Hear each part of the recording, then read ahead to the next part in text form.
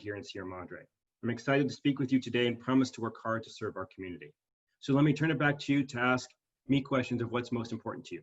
Thank you. Thank you, Robert.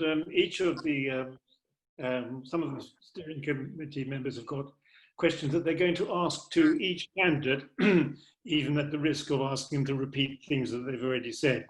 Matt? Yes. Hi, Robert. Matt Bryant here. Come here, Matt. Robert, people often refer to the term overdevelopment. As you know, Preserve Sierra Madre, really our core mission is to prevent overdevelopment. And I just wanted to ask you how you would define overdevelopment in the city of Sierra Madre. So I think to me, overdevelopment really looks like some of the new housing developments that you see, when you travel away from the city. Houses right on top of each other, using 70, 80, 90% of the land, postage stamp size yards. And so that's something that, I really don't want to see in our city. I think that having some room, having a yard for kids and animals to go explore is important. Thank you. Pat? Okay, I'm thinking about what you being on the city council, and my question would be that what do you think is the most important for you to work on at first to preserve our community, and how would you go about the process? So I laid this out for those of you that heard me last week. I've got really 3 top priorities. It is improve our infrastructure, strengthen our economy, and protect our natural resources. And so improving our infrastructure, really the first thing for me is to fix our water pipes. We have water pipes in the city that have never been replaced in nearly a century. And at the current rate of us replacing them, it'll take us 30 years to complete the project. We need to do it faster than that. Second is strengthen our economy. We've got an incredible downtown. That's what attracts so many people to that area. We need to continue to invest in it, to attract businesses, to make it easy for them to get business license, and to support them during times such as the current pandemic. And then third is protect our natural resources. As you have heard, I'm a strong advocate for renewable energy. I'm also a big advocate for fire protection and protection of wildlife. And so I'll work with other agencies, such as the state and federal agencies, to make sure that we have wildfire protection. There's a huge amount of money that's getting dedicated to that. I'll also work with them to try to figure out the right balance with nature out there, with the animals out there. So how do we protect them and protect us? And then I'm going to be a tireless advocate for renewable energy. I think we've got lots of potential in this city to convert us into a clean and green city. Yep. And my question for you is your views about development. And as David said, I know you have touched on this a bit, but could you expand a little bit more about how it will affect Sierra Madre and what you would do about development? Sure. So first, I think that overall the city has done a good job compared to our neighbors with our building codes. We allow far less to be built on a lot than other folks, and so I think we need to continue to maintain that, and in cases strengthen that. I also think that we really need to have a robust dialogue. Very often a developer comes in and they come in with very attractive and pretty pictures, and then the project happens. And what will happen is that they will go to the code, and they'll go in and they'll interpret directly what the code allows them to do. And I think we need to be really thoughtful and really cautious about when we see that, is understanding what the code allows us to do, because that's really the basis. To me, it's compliance with our laws and regulations is where everything starts. So if that, just as the foundation of a house, if that foundation is strong, then everything else will flow from it. And then what flows from that are the questions and engagement with the community. So it is, how are we involved and consulted in that project? How are the studies, what are the outcomes of the studies, and what studies do we have? As I mentioned, noise and traffic. Those are things that are really important to understand the output of. And then, you know, as we have so recently seen, how are they handling fire? You know, my house was threatened in that fire. I was at the very edge of it, but it was still really scary, and I could see it out my back window. And so we need to make sure that any future development, it is as fireproof as we can make it. So that's what I would focus on. Thank you. Gary? Yeah, hi, Robert. Gary Hood here. Morning, Gary. At the last city council meeting, the council brought up the fact that as a city, we need to raise more money to support the fire, police, and library. I was wondering, other than raising taxes, what ideas do you have for raising revenue for these critical services? Well, you know, it is like any budget. You've got to look at what comes in and what you're paying out. And so what I really like to do is do a bottom-up budget and really start with the highest priorities. And you mentioned them, you know, fire, police, and our infrastructure are the first things we have to fund. And then we have to ask, you know, what is it that we can afford after that? The other thing we have to look at is look at things on the long term. You know, we have to be looking at 20, 30, 40 years out and how we can continue to invest and maintain things. And so I think that my approach is to chip away things over time. Raising funds is always really challenging. And I think in the right circumstances, we can do that. But we have to be really thoughtful about it as we go forward.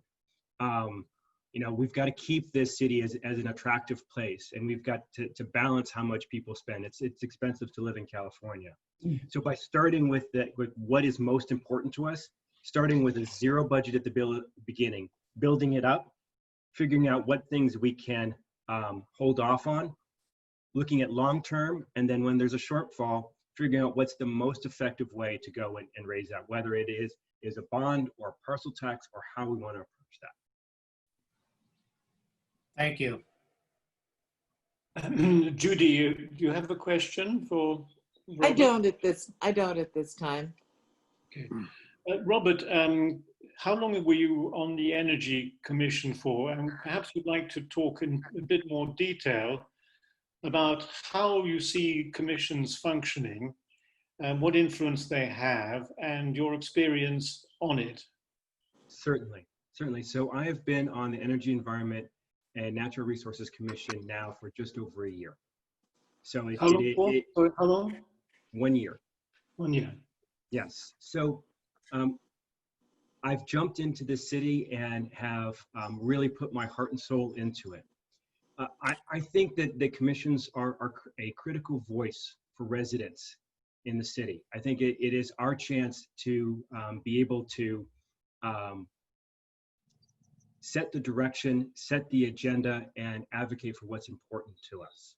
And so that's why when I joined the Energy Environment Commission, I really worked on two things. One was the solar project to try to get that here in the city. We have an incredible opportunity with that, and hopefully it will come to realization. I mean, it's been approved by the council, and they're starting to prep the land, but you know, it's not done until the switch is flipped. And then I also worked on an Earth Day celebration. So we were going to have a 50th Earth Day celebration on Earth Day, April 20th, and unfortunately, because of COVID, we had to cancel it. But it's these types of things that I think are really important, and I think we need to strengthen that link between the commissions and the council.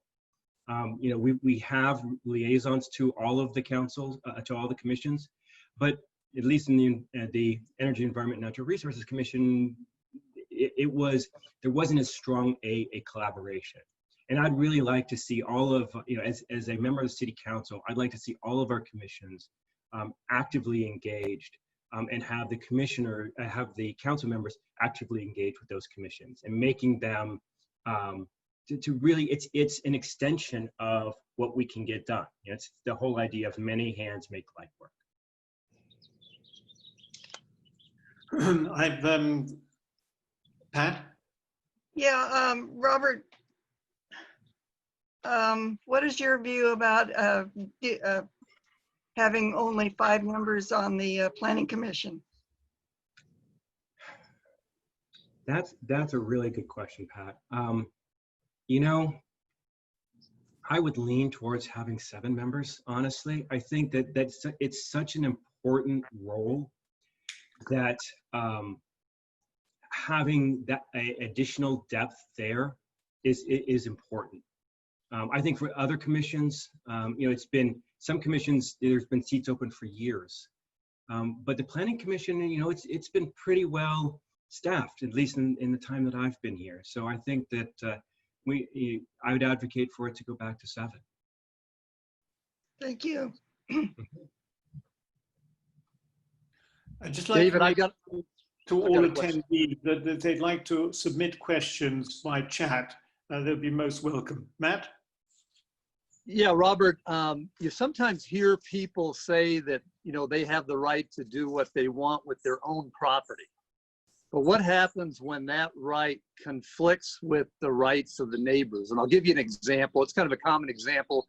You have, let's say, 3 one-story homes next to each other. The person in the middle wants to either tear that down and build a 2nd-story home, or they want to add a 2nd-story addition, both of which will impact adversely on the views, the privacy, and the property value of the immediate neighbors. And so my question to you is, what is your philosophy about that inherent conflict? Well, I think we need to me, it always starts with, what does it say in the codes and regulations? I mean, that's really, that's what we have to base everything on. And we have to think about, okay, so what is the impact of that? And what does that mean for different areas of the city? And what does that mean for different buildings? You know, I think we also have to look at things on a real long term. Is that, how do we keep this city attractive for people while maintaining its character? So it's a really delicate balance. And so I think as a part of the design review process, we need to be thinking about what are the criteria that we can include, so that as people develop, we do it in a smart way that brings the whole community forward and not make it really disjointed. Thank you. Robert, you're building your own business as a consultant, which is a hard thing to do, and at the same time you're willing to undertake the responsibilities of being a city councillor. Quite time-consuming.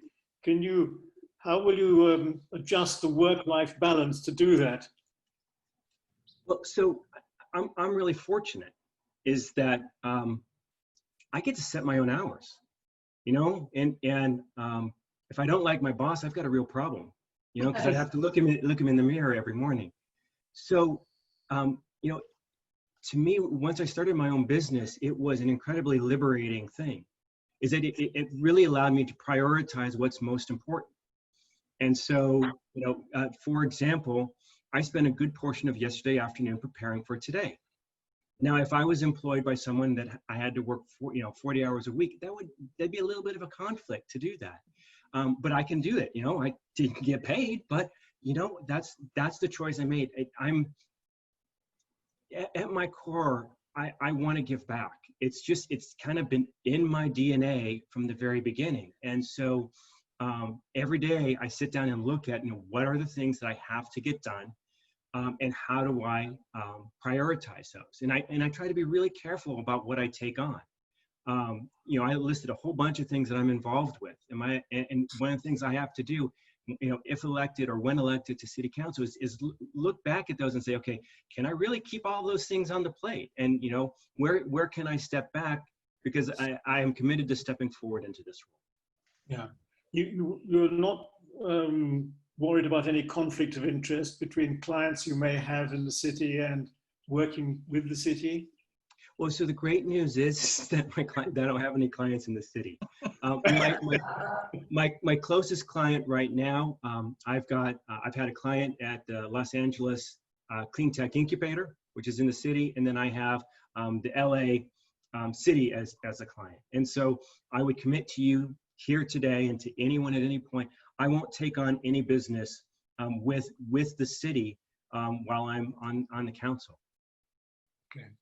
I've received a question through the Q&A function, which means that it doesn't identify who has asked the question. So it's an anonymous attendee who asks, how to balance the impact stroke indifference on a portion stroke neighborhood of city as a result of development and or rezoning with that of the whole city. But I think, just to paraphrase that, it's a question of how you balance what is good for a bit of the city, a portion of the city, versus the impact for the city as a whole. It's a little bit abstract, that question, but if you could make the most of it, that'll show your ability for the city council to deal with questions that you might find somewhat difficult. Sure. Yeah, and it's a great question, and quite honestly, a challenging question. And that's what it's going to come down to as we move forward as a city, is that we need to go back to the city's general plan and look at where we've set that strategic direction for the city, and really rely on it and use that as our North Star. What that means is that sometimes, and to get there, it's that's a long arc. It's a long path. And so along that path, there will be bumps in the road. And so we're going to encounter times when there are conflicts of that. But we've been around for 139 years as a city, and we've successfully done this. And so I will always look at what will the city council, what will city residents think about this 100 years from now? Will they be proud of the decisions that I make and that we make, or will they look at it and go, "Oh my God, that was atrocious"? And so that's the way I'd focus on it. I'd really kind of, I'm in the long view, and that means that some of the short-term things, those are going to be the hard decisions. But there is this sort of endemic conflict between wanting to get more business in the city, because we know that there are too many empty shop fronts, and more business means you actually want to have a few more residents around in the city, and then we all have this in terrible conflict, because the fewer new houses there are in the city, the more the value of the existing houses goes up. So we have a financial interest in preserving things as they are, in the sense of not having anything new, against what's good for the city over the 100 years. So how can you advocate for the right kind of development without antagonizing all those people whose property values will be affected? Well, I hate to say this, but I can't. And what I mean by that is you can't make everybody happy. So I can't come here and promise you that everyone's going to be happy with me. I wish I could. And so to me it goes back to that general plan and working backwards from there and looking at it. The last thing I want, and it would just absolutely crush me, is to see our downtown become a ghost town. I've seen it happen in other cities, and I will fight tirelessly to keep that, because that's what's going to help bring people here. Now, and we're going to need to continue to develop and enhance our housing. And so what does that mean? How can we do it in smart ways? I think, having things like ADUs or accessory dwelling units is a good, smart way of use of our land. I think that's a good way to continue to attract people here with more affordable housing. I think we need to continue to look at our different districts and look at how we can make use of them. One of the areas I'm actually excited about is the light industrial area on Montecito. I think that there are some untapped potential there. And I think there's some opportunity to bring things there that will bring revenue to the city and bring, without bringing a lot of additional impact, and without bringing a lot of additional cost. And so I'm happy to go into more detail of that, but there are lots of things that we can start thinking about and get creative here that can keep the city vibrant as the place people want to come live, without becoming everything becoming multi-story, multiple houses, subdividing lots, all of the things that I think would really impact the character of the city. We have a few more minutes. Is there anyone else on the steering committee who'd like to ask a question or make a comment? Pat? I got one, David. In light of everything that we've asked you, is there anything that we missed that you would like to tell us about serving on the council? What are your priorities? Again, I mean, you did mention them, but is there something we missed? I think you guys have been incredibly thorough. I'll go back and say that I've really taken a lot of time to think about this. And my three biggest priorities, again, is strengthening that infrastructure, keeping our downtown strong, and protecting our natural resources. And so that's what I've distilled everything down to, and that's what I'm going to focus on. Great, thank you. Matt? Yeah, Robert, as you know, the monastery project is, moving forward. The MOU was agreed to. It is going to be one of the largest development projects in decades. And there's a lot of people very concerned about that. When our organization was originally founded, we were adamantly against a project up there.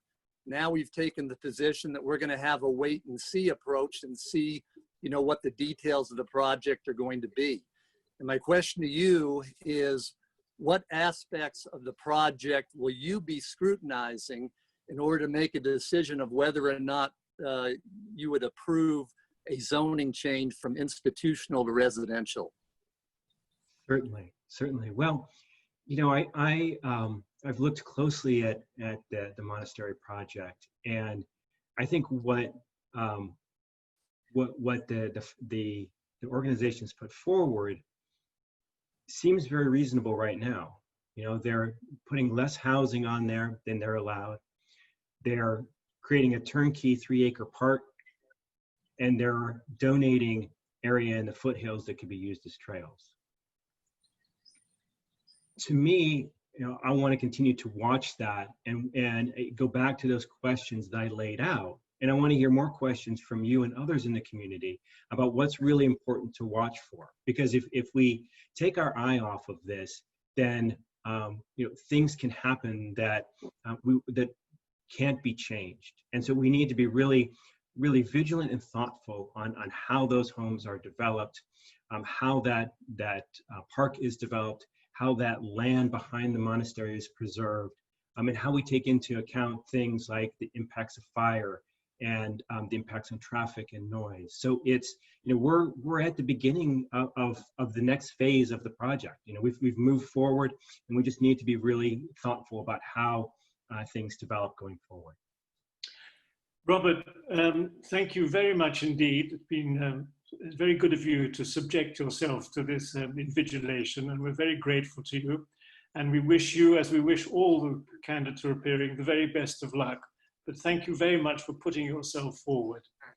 Well, thank you all for your time this morning. And I'll just end with one final thing is, no matter what happens, and I know I don't have to tell you guys this or anyone on it, but I'm going to say it anyway, please vote. Just please get out and vote, and vote as soon as you can. So thank you all very much. You have a wonderful day. Thank you very much. Thank you. Hi, Dave. So, Dave, could you please unmute yourself?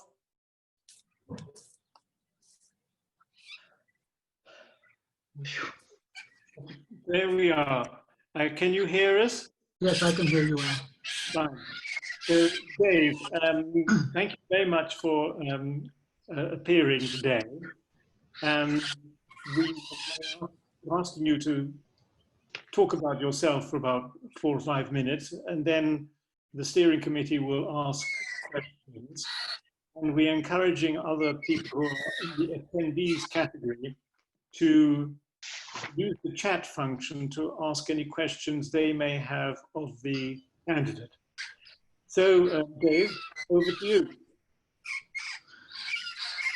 As I've said previously, I've lived in Sierra Madre for 35 plus years. I've always been active in the community. My contributions to the community have been many. I'm a past president of Sierra Madre's Kiwanis Club. I was a reserve police officer in the city of Sierra Madre for 10 years. I've been a commander and a member of the Veterans of Foreign War, Post 3208 in the city of Sierra Madre. During that time, if any of you are familiar with that post, we had a lot of World War II veterans. Our post was literally and slowly dying. And during my time, we went from about 80 members to 240 members. Can you just hang on for a second, David? We're getting told sort of scrutiny. I'm getting some, yeah.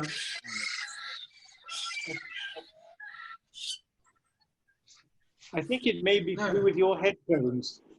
No, No, it no. sounded like a bird. Anyone have any idea where this noise is coming from? That's from Matt. They're, I think they're parrots, Matt. Yeah. David, can you mute me for a minute? Okay, I'll mute you for a minute. Maybe your parrots. All right. Sorry, Dave. Sorry about the interruption. No I problem. want to hear you perfectly. Good. I have served on a committee for Congresswoman Judy Chu in the collaboration between the Veterans Administration healthcare system to establish a Veterans Healthcare Center for the city and for San Gabriel Valley. It took us approximately 7 years to get a clinic for over 40,000 veterans for the San Gabriel Valley, and the clinic is now located at the corner of Santa Anita and Foothill Boulevard in Arcadia. I have served as Assembly Member Chris Holden's Veteran Advisory Committee. As a longtime citizen of Sierra Madre, I'm very well aware of the issues that are important to the community. I believe a council member's primary responsibility is to listen to their constituents and act on their concerns. Whether it's for my church, St. Rita's, our country, family, or community, my top priority has always been to serve others, and I look forward to representing our great city. And just a bit more about yourself. Are you employed, retired? I've been self-employed for 30 some odd years. I work for insurance carriers. I do investigations. So basically, I've always worked on a 24-hour clock. And I truly believe that as a council member, you should have the time to do your job. So I see anywhere from 20 to 30 hours, probably 20 hours that you would need to devote as a council member. And I have that luxury, if you will, as I work for myself. Okay, well, thanks for that, that introduction. Matt?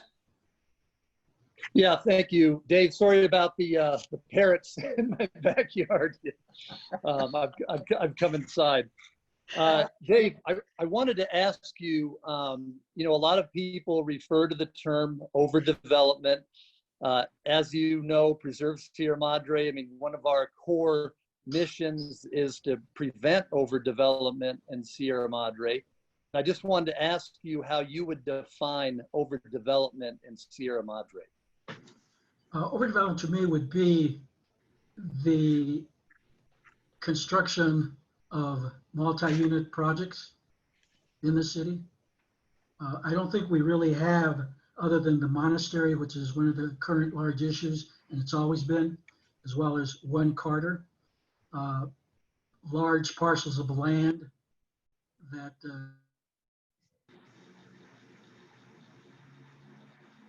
would be developed. Any development that I've seen is that I can, on my daily walks or runs, I can see a 1920s home next to a 1990, 2019 home.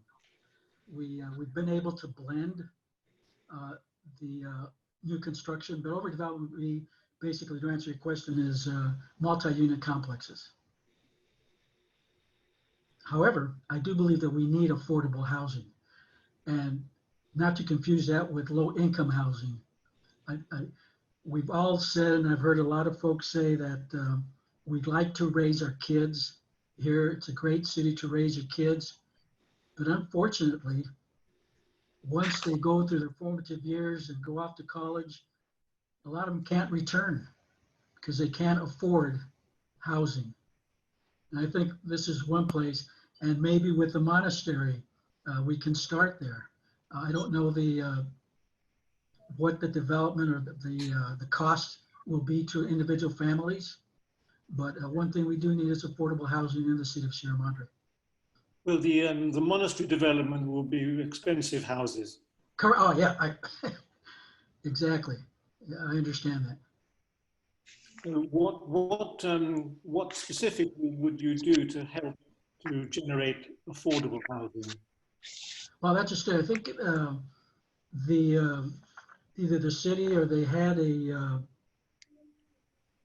a review of some areas within the city that I think one of them is the parcel lot where the post office is current. You have some vacant property there that you could possibly use that as affordable housing.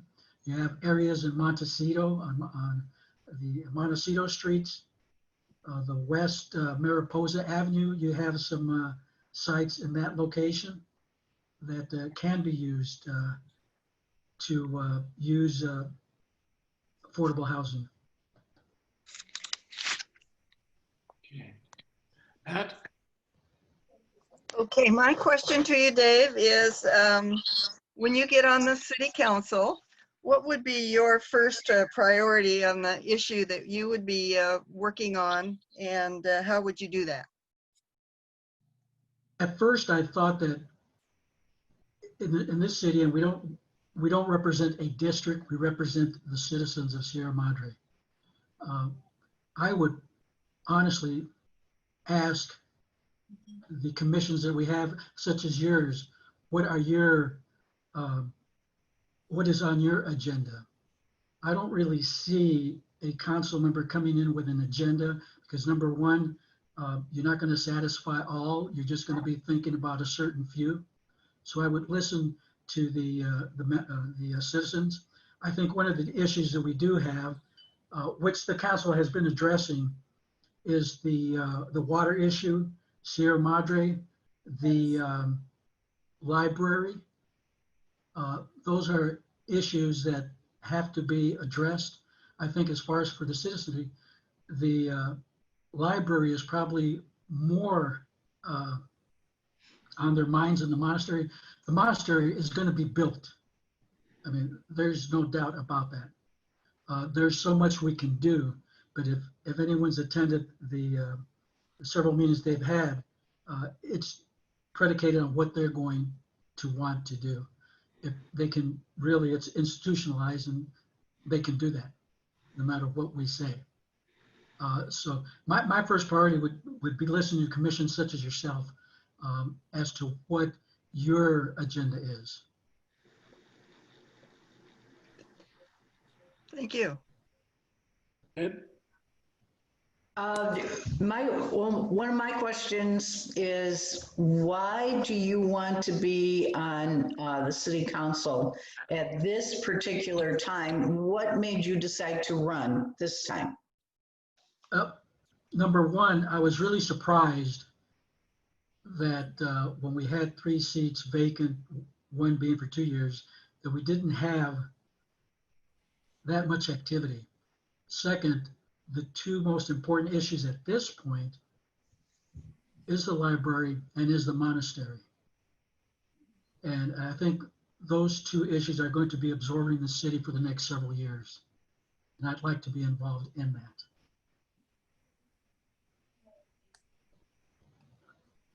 Gary? Yeah, hi Dave, Gary Hood here. Hi, Gary. First, I want to compliment you on your work with Judy Chu and what you've done for the veterans. It's so important, and not everybody steps up to the plate to help the veterans like you have. So I thank you for that. The last city council meeting, the council was discussing that they need to raise more money to support the fire, police, and the library. I'm wondering is, other than raising taxes, if you had any ideas for raising revenue for these important city services?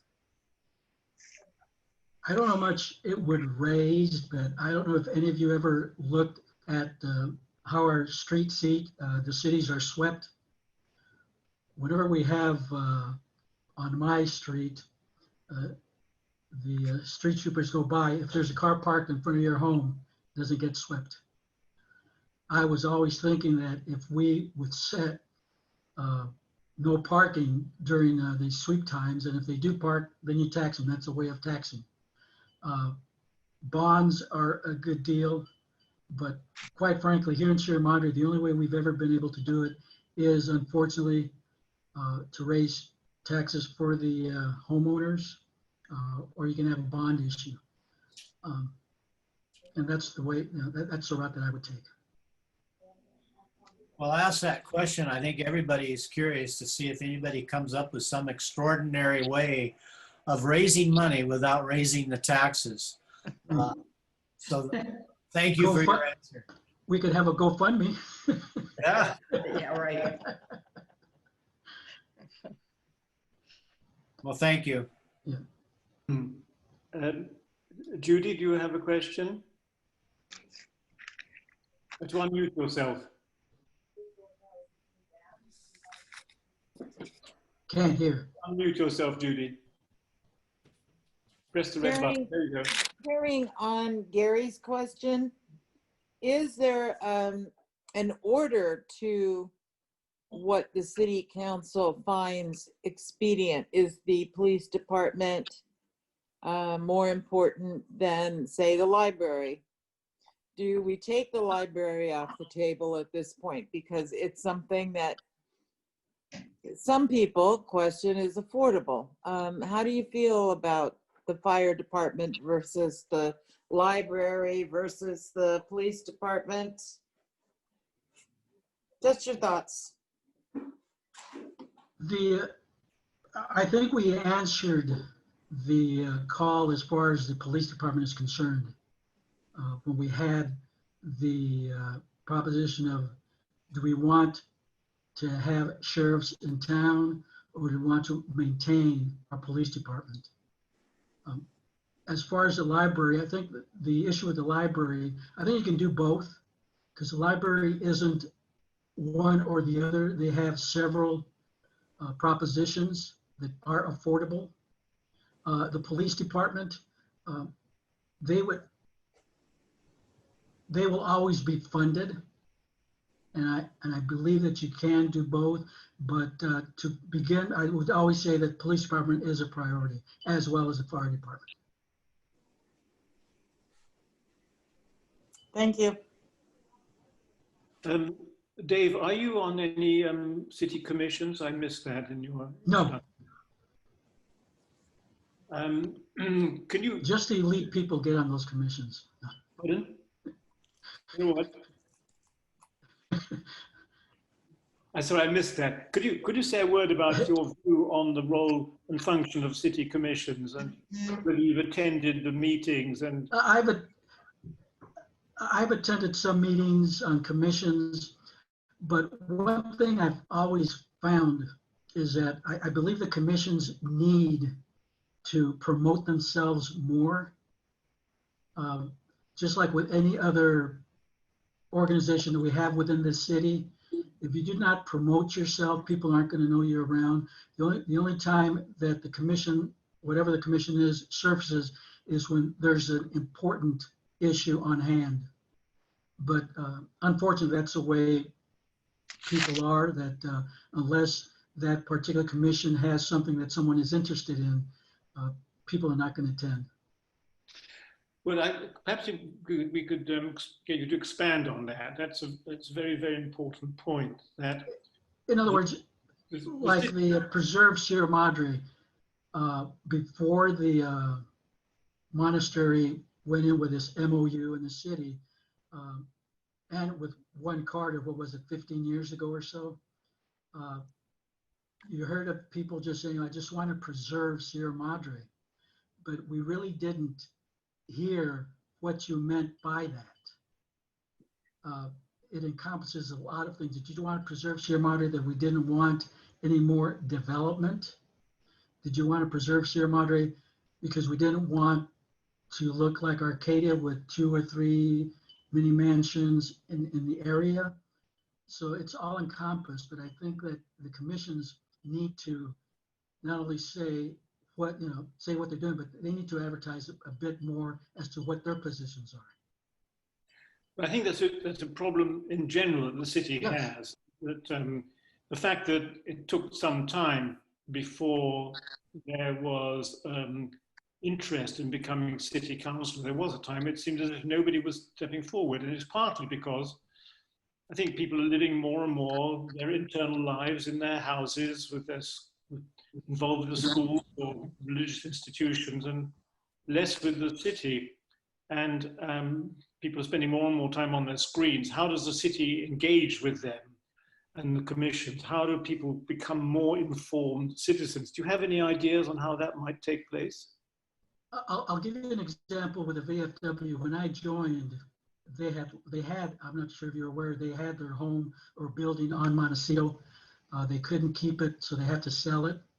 We now meet at the Hart House, and we must have had 5 or no more than 5 members attend our monthly meetings. When I joined, I knew that we were literally and figuratively going to lose our post if we did not advertise. And it does cost money, but by advertise, I meant that we would start supporting various functions. We supported 4th of July parade. We donated to that. We support Huck Finn Day. We support the Boy Scouts, the Scouts. So to me, that was advertisement. So we move forward. Since that time, we've had posts in Pasadena. They lost their post, but the members from Pasadena came to us, and now we have Pasadena within our post. We also have Altadena. Just recently, the post in Baldwin Park was going to lose their home because they didn't have active members. So they consolidated with us. So now our post, when I started, we had about 80 some odd members. We now have over 300 members. And I attribute that to the fact that you made people aware that you are here. We still don't have a post here, a building, but we are strong and we are very much engaged. And on this, Gary, I want to say that we lost Bob or Bud Switzer last 2 nights ago. Oh no! I don't know if any. Yeah, he passed away Friday. It's a big loss to us. Big loss. Yeah. And So sorry to he was hear one of that. Yeah, he was one of the big members that held that's supposed to get it. So he's a great loss to us. Sorry to hear. So that's my, I think, advertising to putting yourself in front. Okay. 2 questions from the attendees. One is to do with street lamps. Would you regard street lamps as overdevelopment? No. Okay. It depends the size and how many occupants. And the other one is you talked about the need for low-cost housing and listed some sites. No, Is this- I didn't say low cost. It's affordable. There's difference. If you say low cost, people are going to say you mean low income. It's affordable housing. There's a big difference. What is the difference? Well, low income is what it is. Affordable means that it's not necessarily geared to low income. In other words, if you have low income, you're going to have anywhere from I don't know what the average for a family is, 40,000 that they earn a year. You obviously can't afford a home here in Sierra Madre with that type of income. That would be low income housing. Affordable housing would be, right now, the average, I guess, on the rentals. Where'd you go? Where'd you go? Pardon me? It's here, Debbie. Sorry, just to continue. So I think somebody else is on the telephone. Oh, okay. Yeah. Anyway, affordable housing, rentals right now for a 1 or 2 bedroom home here in Sierra Madre are averaging what, 2,000, 2,400 a month. So that's what I mean about affordable housing. I think the question involves the idea that any kind of even affordable housing will require subsidy. And so the question is, how would you fund the subsidy necessary to reduce housing from market value to affordable value? Well, I mean, you already have, I'm sure, subsidies for that. I'm not sure if the city itself has any. But that would be something that would be presented. Let's face it, it would be the owners that would have the say. If you have rental units, we don't have a stagnant rent here. You know, the rental is whatever it absorbs. But I would have to look into that as far as how you would subsidize. It's a problem facing the whole of California. Yeah, exactly. Overall, a huge housing shortage. And that's why the state is getting much more involved in limiting the powers of cities like us to be NIMBYs and to prevent development. So, and right now we're dictated by the state as far as that's concerned. Yeah. Okay. David, I have a question. Go on. Yeah, Dave, going back to the monastery project, which will be one of the biggest projects that Sierra Madre has seen in decades. A lot of people are very concerned about that project. The immediate neighbors are concerned about, bad impacts on their views, their privacy, and their property value. I know the neighbors on Sunnyside are concerned about the increased traffic. I mean, they were concerned before about the traffic just coming from the retreat center up there. And now when you add to that over 40 more additional homes and a park, I mean, that street is going to change dramatically. And the city council is going to have to approve a zoning change from institutional to residential in order for that project to go forward. And I just wanted to ask you, what aspects of the project are you going to be scrutinizing in order to determine whether you vote in favor or against that zoning change, and address the concerns of the neighbors as well as the concerns citywide with increased traffic and pollution, all that kind of stuff? As far as the traffic, if they have 42 homes at that site, they'll have the traffic there. They'll be they have the garages. I don't think you're going to have as much traffic that you anticipate as you have on a Friday when they have their retreat center going up and down Sunnyside. The park itself is not going to, I don't think it'll bring any more traffic, any much more than you now have at Bailey Canyon. I mean, on Saturdays and Sundays, you have quite a lot of traffic there. In fact, you have just as much up on the Turtle Park going up to Mount Wilson. I mean, you speak about traffic. There's a lot of congested traffic there. But I don't really see, if they build the homes, they're going to house their own vehicles, if you will. So you're not going to have that much traffic on the streets. Will the park bring a lot more traffic? It might, but I don't think it's going to bring any more than Bailey Canyon does now. And if you look at Bailey Canyon, when it was first built, they had very few parking spaces within Bailey Canyon. So you see a lot of vehicles parking on Carter, on Grove, in those areas. But I think that's one thing to see.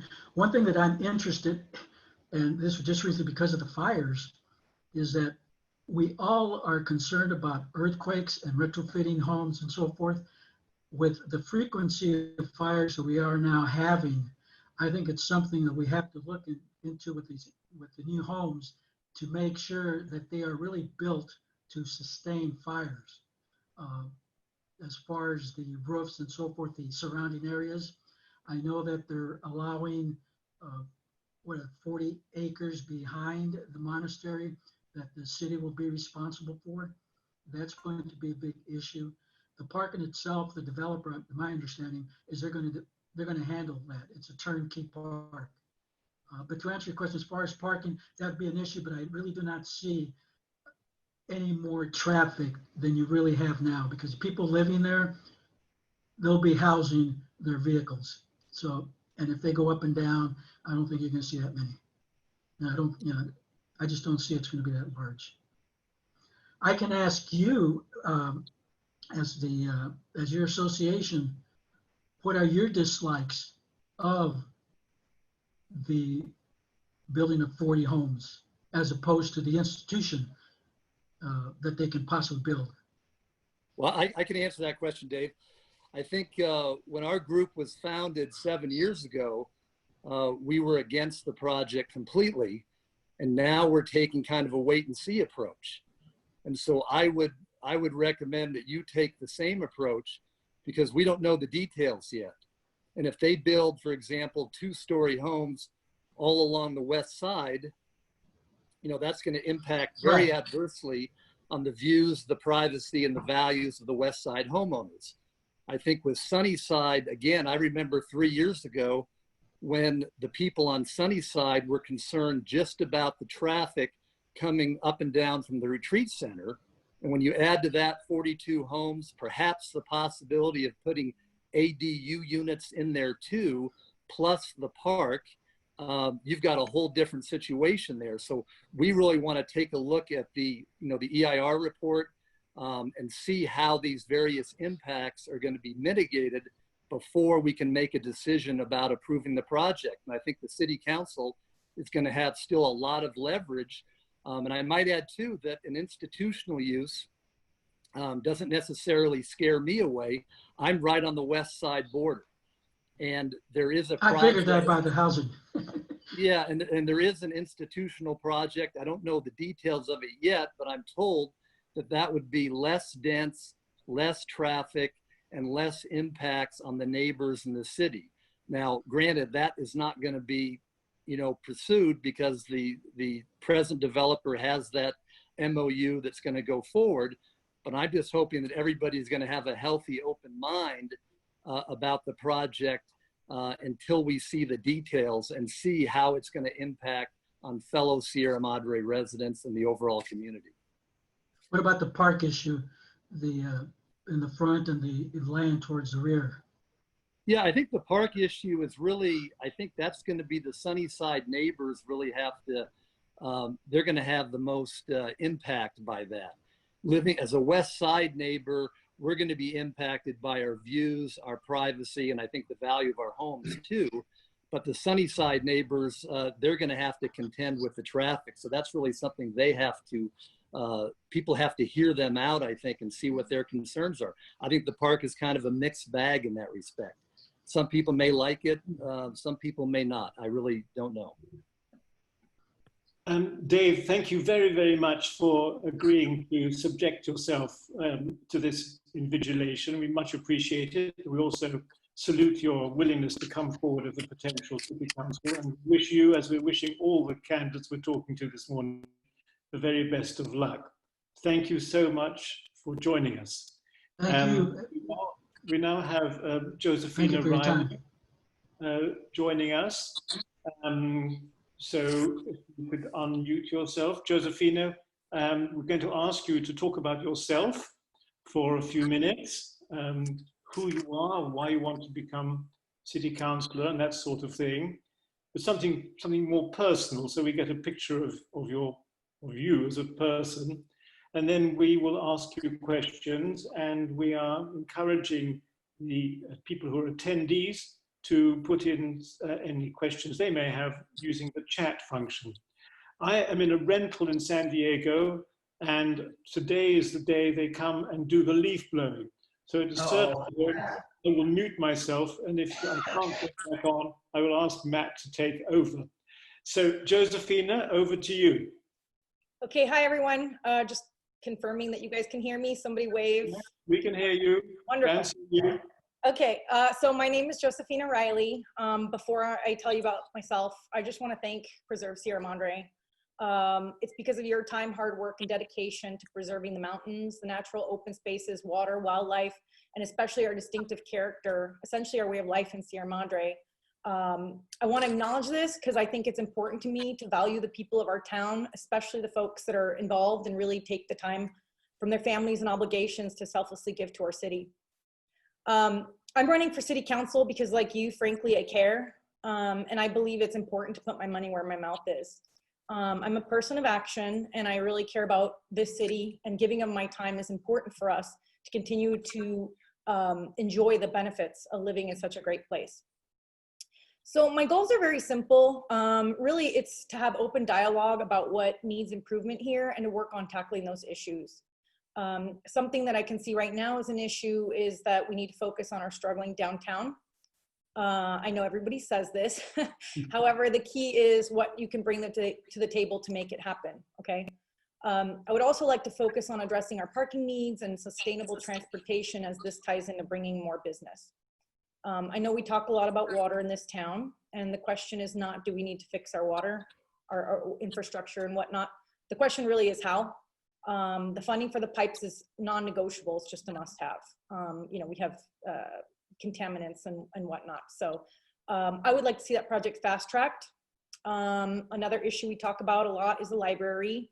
And the question to me really isn't, do we need to fix up our library?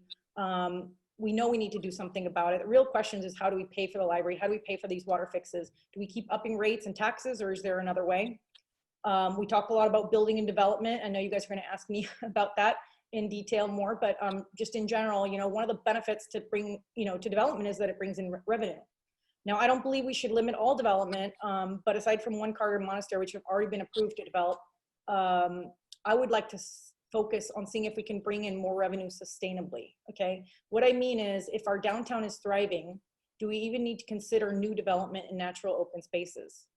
If you overdevelop, you lose the distinctive charm of your city. So at some point, we have the inevitable question for the sake of preserving Sierra Madre, which is, how do we utilize our downtown to its capacity, maximizing our revenue?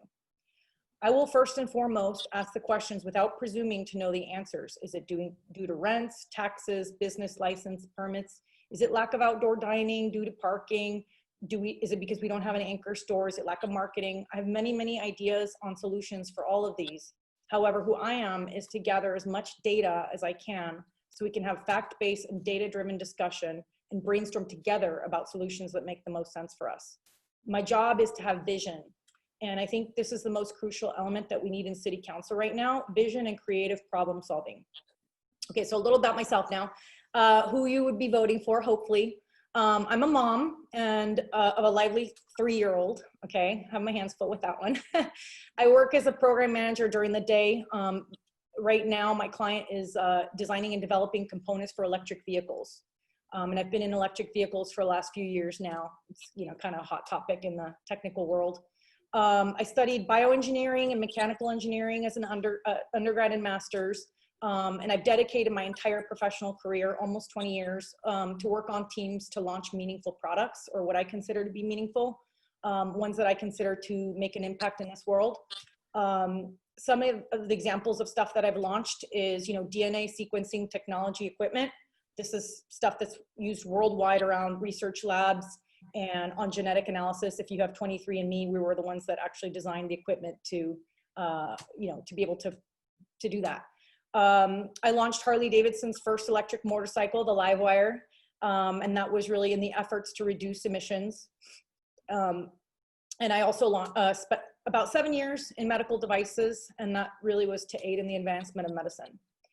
As vice president of product, I've led large and small teams to come together and get through creative problem solving to some of our world's complex technical problems in order to get those products launched.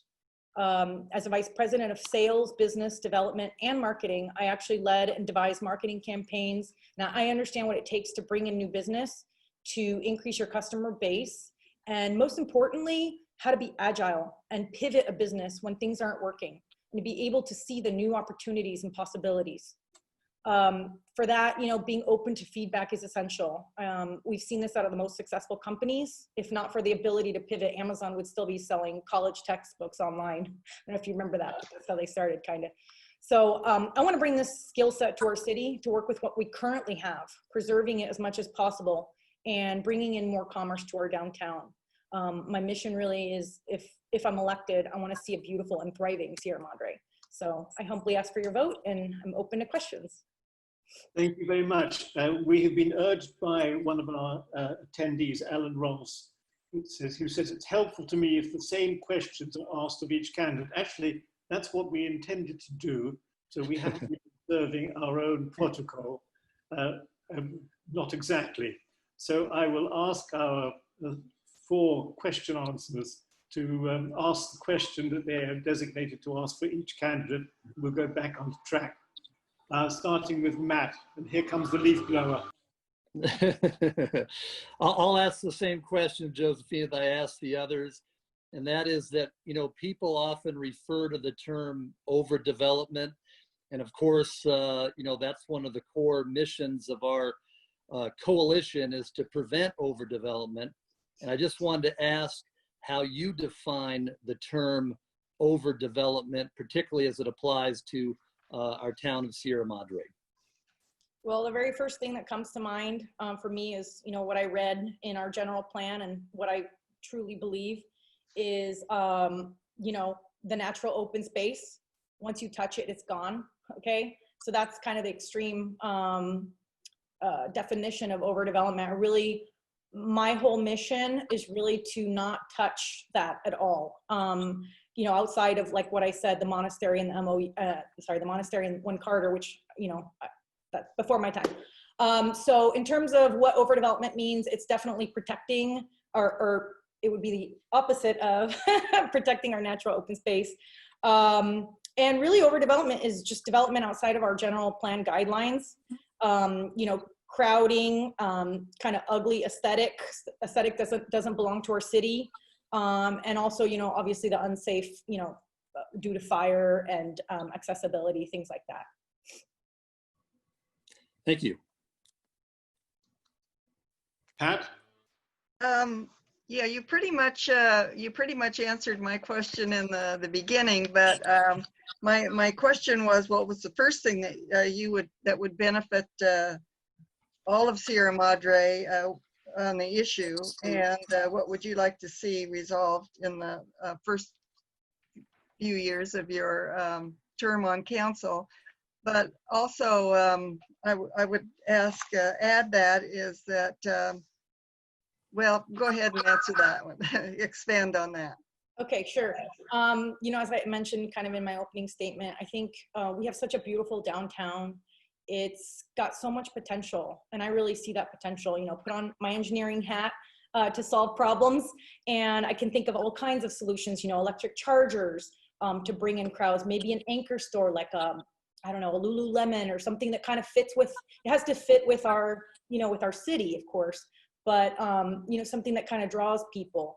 Maybe more art galleries, wine bars, things like that. Definitely focus on outdoor dining, especially in this day and age with COVID. So I think really trying to figure out what are the hurdles and obstacles for the existing businesses, but also new businesses, okay?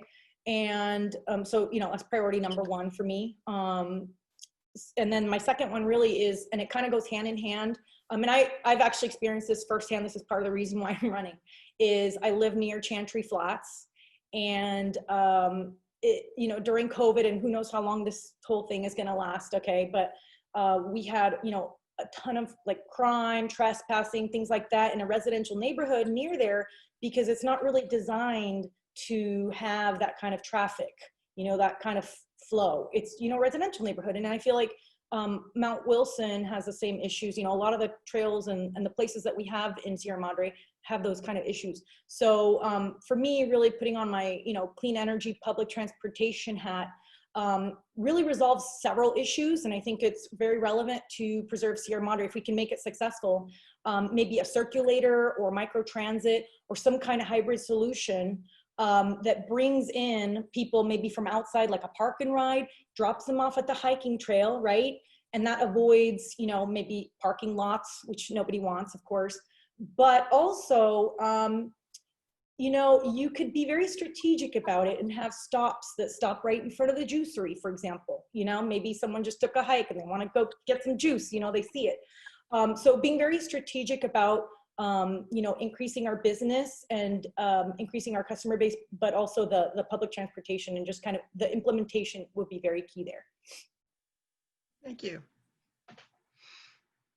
Okay, and my question actually was, which you did begin to answer, why do you want to be on the city council, and particularly why now? Well, okay, so when we had that issue with our, you know, parking situation, I really took the lead in my neighborhood and pretty much I gathered all the neighbors in the Santa Anita and, you know, this area. And I really like fought with the city on getting, you know, I got a petition signed by all the neighbors, and I really tried to bring awareness to this issue. So I really tried to bring a voice to all the neighbors and really provide some leadership there. And I really found that very fulfilling, number one. Number two, you know, I could see that people had issues with, you know, the way the city was, you know, addressing the problem, things like that. And, you know, kind of gave me sort of an awakening to be that voice, I guess, in a sense. So that was kind of one thing. Additionally, just kind of where I'm at with my life. I've, you know, as I mentioned, I've been working in heavy product development for a long time, just working on products, things like that. But now I'm doing consulting, so I have a little bit more time. I think Robert Parkhurst mentioned the same thing. So I work for an automotive client, or my client is an automotive company. And so I can kind of make my own hours and work my own schedule. So I have some availability, and I wanted to really give back. And then kind of last one is, you know, my daughter's a little bit older now. She's 3, she goes to school. So, you know, like I said, I was really putting on my thinking cap of how I can make a difference. And I think this is a really, you know, strong place to go and to do it. Thank you. Yeah, last city council meeting, the council was discussing the fact that we are going to have to raise more money for the police, the fire, and the library. And other than raising taxes, I was wondering what ideas you have for raising revenue for these critical city services. Yeah. So I'll touch upon just some ideas that I have, but again, I think fundamentally my strategy is to investigate the problem first, because, you know, I think creating a local business group, you know, working with the Chamber of Commerce and really having a good sit down and figuring out, listing out all the problems that are preventing, you know, business from coming downtown. So some of my ideas involve, you know, an anchor store that fits with our aesthetic and our Sierra Madre feel. Electric charging stations, I think, are great. Outdoor dining, maybe some rooftop lounges if that's possible with the codes. Like I said, bus stops going down from the trail. So looking at incremental improvements that we can make, and then seeing if they work, right? Or maybe doing some trial things to see if they work. Another idea that I had was, you know, maybe increasing our park area and the Kirsten Court area, and maybe having like an area where we can have outdoor music, and it can be provided to the different, you know, outdoor dining areas, so that maybe you pay a premium. So you know, like a concert, right? You get to pick your restaurant, you listen to your live music, and you can pay a premium. So thinking about things outside the box, that's, you know, one of my fortes. but really using the downtown that we have. We don't need to build more houses necessarily. We don't necessarily need to, do these extreme measures. I think we should try to work with what we have currently and seeing what we can make out of it. Thank you. Okay, I'd like to encourage attendees to submit any questions they may have by chat. Josefina, have you attended any of the commission meetings? And I'd like to know your view on the role of city commissions. Yeah, so I have not been involved in commissions to date. Like I said, I'm just starting to get into, some of the city politics, if you will. I've definitely volunteered. I belong to the Society of Women Engineers, where we mentor young ladies in the sciences, the STEM. I volunteer at Bethany Christian and, feed the hungry type stuff. And I've been involved in some volunteering with St. Rita's.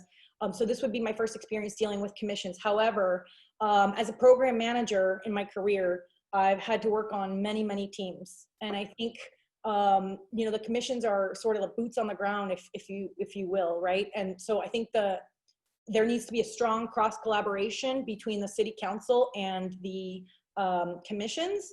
And so I think, anything that improves the communication, I know that nowadays is a little bit harder, but, I do it all the time. I manage all of my teams through Microsoft Teams, through Zoom. So having, and the way that I approach, increasing collaboration in, my day-to-day, and I have meetings, with executives, the boots on the ground engineers, all kinds of different folks as stakeholders. And the way that I approach it is adjust to the situation. Okay, so if we have, for example, some hot milestones coming with the monastery, maybe we need to increase our, maybe we need to have daily meetings or what have you. So you really need to be able to be agile and adjust to the specific situation that you're working on. The library, for example, if we're waiting on a report or we're coming up to a key decision, again, you probably want to, increase your level of communication so that everybody can be on the same page and really try to hear all ideas. I think that's very important.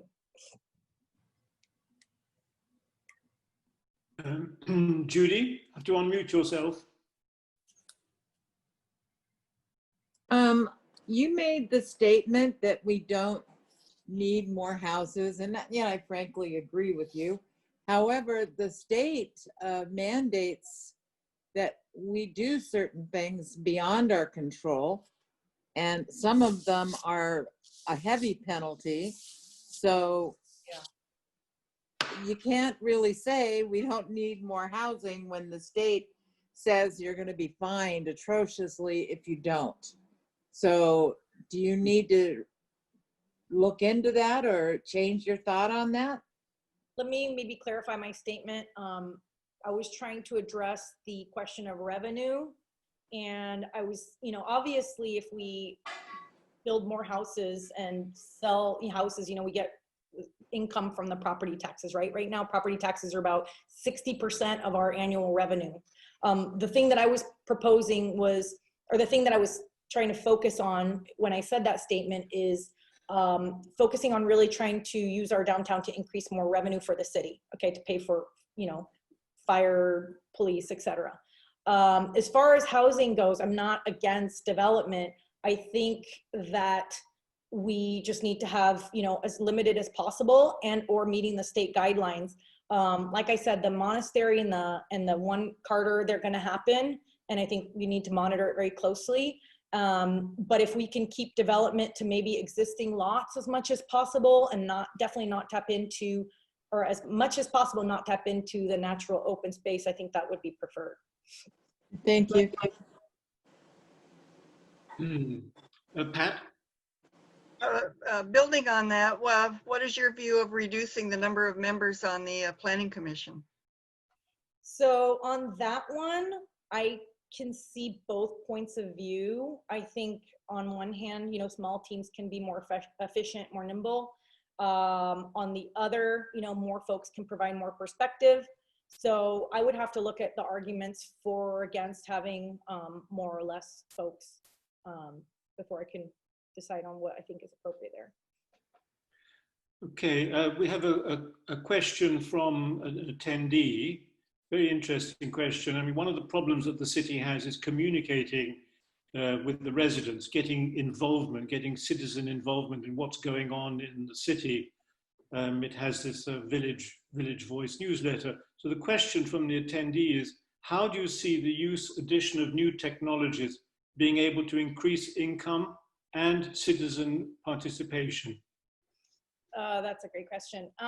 Well, there's a lot of technology we can use. It's a little wonky right now because of COVID, right? Everything has to be virtual. But we don't necessarily need technology for everything. For example, the park that we're building in, the monastery that's being proposed for the monastery, you could have a socially distant park. Now, I don't know what that means, but that could be defined as we have spaces that have chairs, 6 feet apart already, and people can just go and congregate and meet their friends. And it's already all set up and ready to go. It's some kind of disinfection. I don't know. We'd have to think through it, right? So a lot of ideas there, but yeah, sorry. So what was the original question? I kind of lost my train of thought. It's a question of whether you can use technology to increase citizen participation and also revenue. Yeah, no, it was kind of twofold. One was technology, one was communication. So as far as communication, I do think the city could improve there. However, one thing that I've been noticing while I'm campaigning is Sierra Madre, like our folks and our people, actually do a really good job of coming up with their own campaigns. I saw some signs around that said, Sierra Madre strong. Someone came up with that. And why don't we leverage our community to come up with these campaigns for communication, right? And then have the city take it and kind of, use social media, Facebook, kind of door to door, all kinds of maybe some banners and things like that. But really taking the ideas from the residents on different marketing campaigns and what is important to the different residents, I think that's really key. And the other point that I'm going to make is, the way that marketing's kind of going nowadays with social media and Facebook, people are really responding to stories, like the story.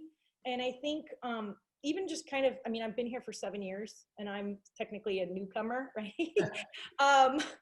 But, learning more about the history and really maybe doing some campaigns around that on who we are, where did Sierra Madre come from?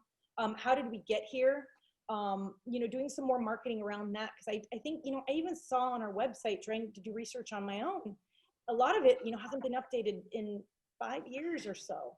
So newcomers can't even really get a feel for kind of, the first place they're going to go is the website. So I think there's a lot of little improvements that we can make there to really tell our story, to bring people, to market ourselves, and to leverage our residents, but also, our technology. Gary, did you have a question? Yeah, Josefina, you brought up that the property taxes bring in about 60% of the budget of the city.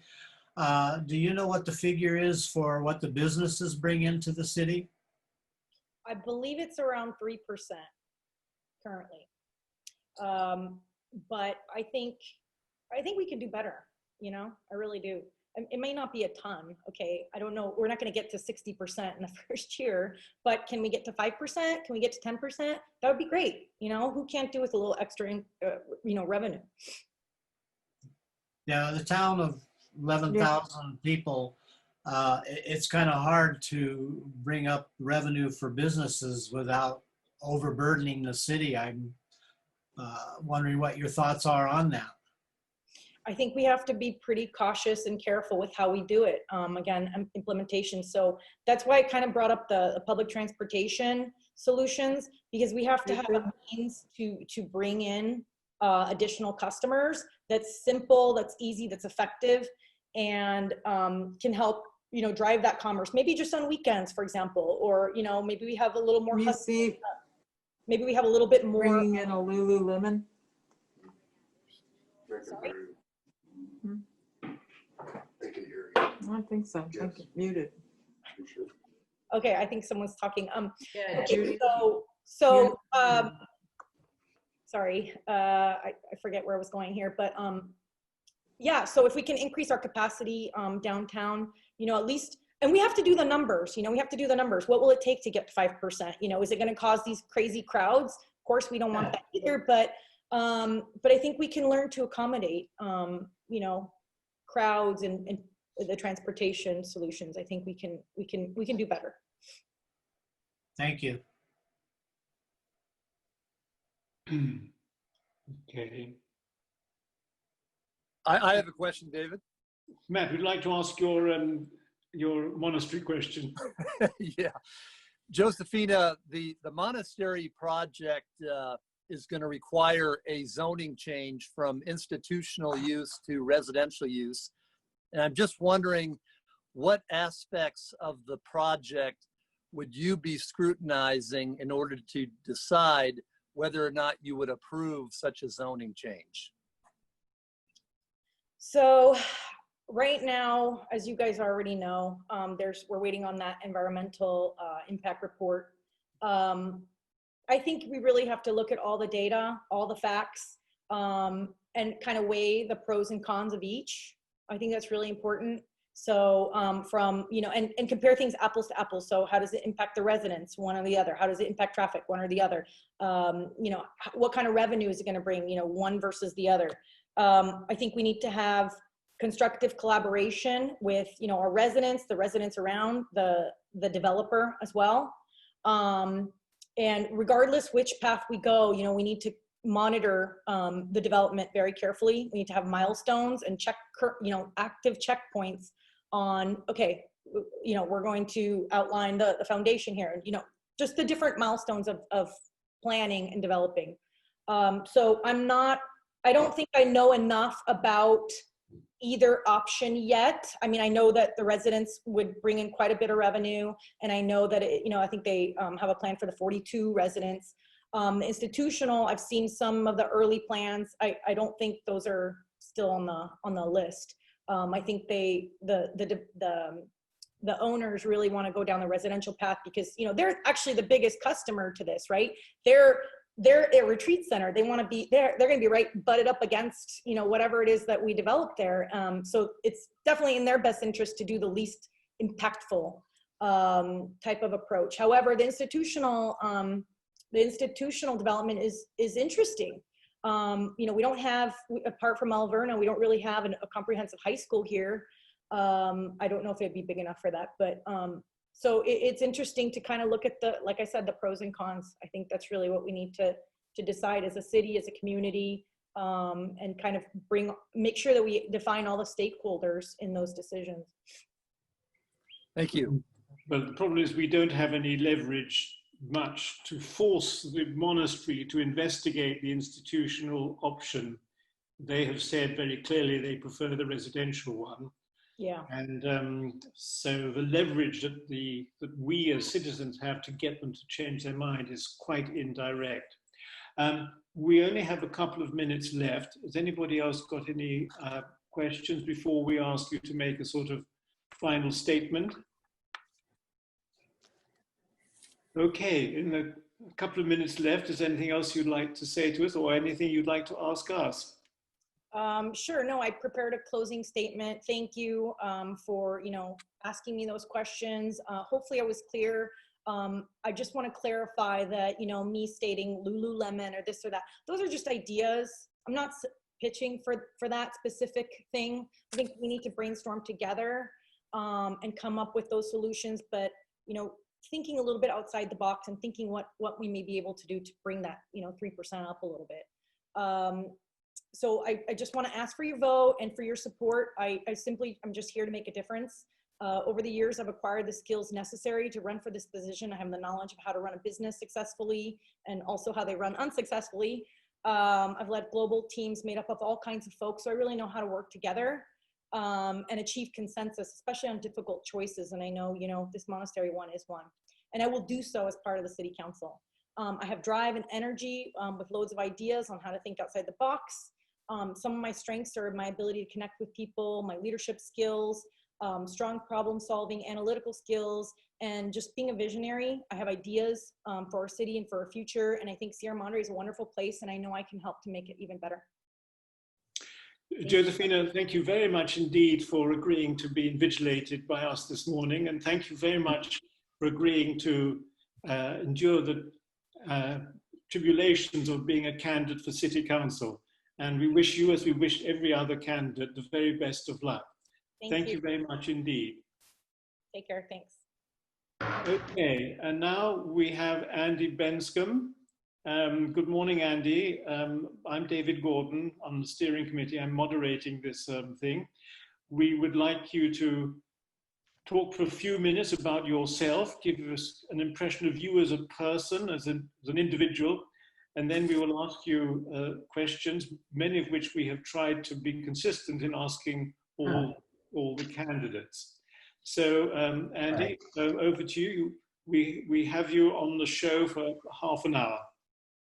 Great, thank you everyone. Thanks for inviting all the candidates. I think you guys are doing a great service and your due diligence. I see a lot of familiar faces that care about this community and involved in just about everything in the community. So I'm honored to be in front of you guys. My name is Andy Bencosme. I know it's a little hard to pronounce. Think of Bing Crosby is what I say, but Andy Bencosme. I'm obviously a business person in town, a volunteer. I care about the community and the people in it. I've managed the Century 21 Village office in downtown Sierra Madre for the last 17 years. The business has been here 32, so it's well entrenched in the community. And I've made it a part of our business since I've been here to really be involved in Sierra Madre and all of the events and festivals and volunteer, encourage my staff here to volunteer as much as possible. Because, you know, we help people who live here, obviously the residents, as well as people who want to live here. And how better to know the community than to really volunteer and be part of it. So it's something I care about a lot. I've been involved with the Community Services Commission, serving on there for 6 years, where I served with Pat and Deb both for a period of time.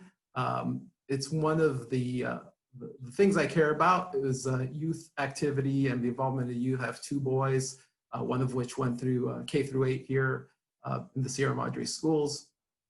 And the other one started at the community nursery school, but went to a different school after that.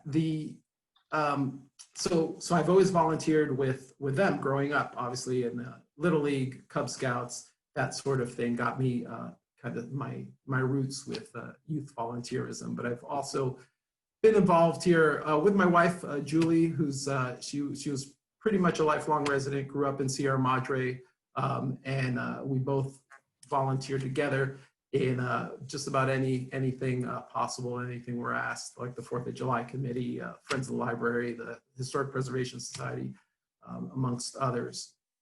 My background, educationally, I have a degree in history, which I'm a history nerd, which is why I did that. I have a master's degree in business administration. I was, right out of undergraduate, I was public high school teacher while I went to graduate school. And then I worked for Earthlink here in Pasadena, which was an internet company, and managed their call centers for them.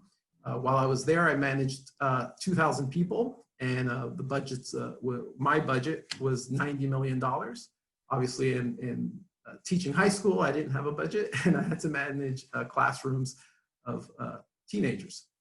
So I think I have a pretty wide experience financially, as well as managing people and projects. And I think this election is important because we are electing 3 brand new council members. So I think it is important to have someone that understands both the business community and the businesses in town, as well as someone that has been a volunteer and involved in the community aspects of Sierra Madre. So that's one of the reasons I'm running, and I think I would be a good fit.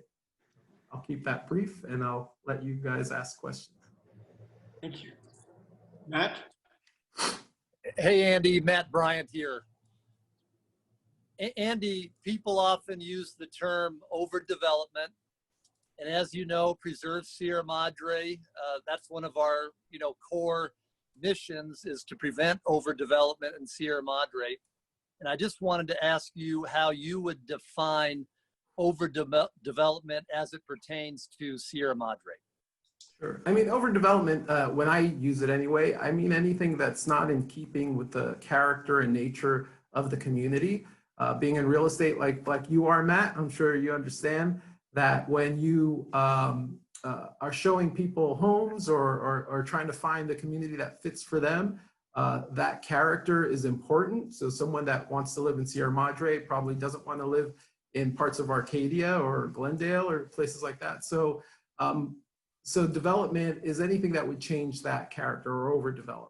In Sierra Madre, I mean, we're a bedroom community of character homes and historic homes. And I think that's primarily what we need to do. Obviously, we do have a little downtown district, but we're not going to have box stores or like Pasadena is doing with the high-end luxury apartments and huge towers they're building just about everywhere. That's not something that's in keeping with Sierra Madre. So I wouldn't support those kind of projects. We do have obviously some apartment buildings, you know, 30 units, 40 units here and there. But, you know, I don't see density as a thing we want to bring to Sierra Madre. Thank you.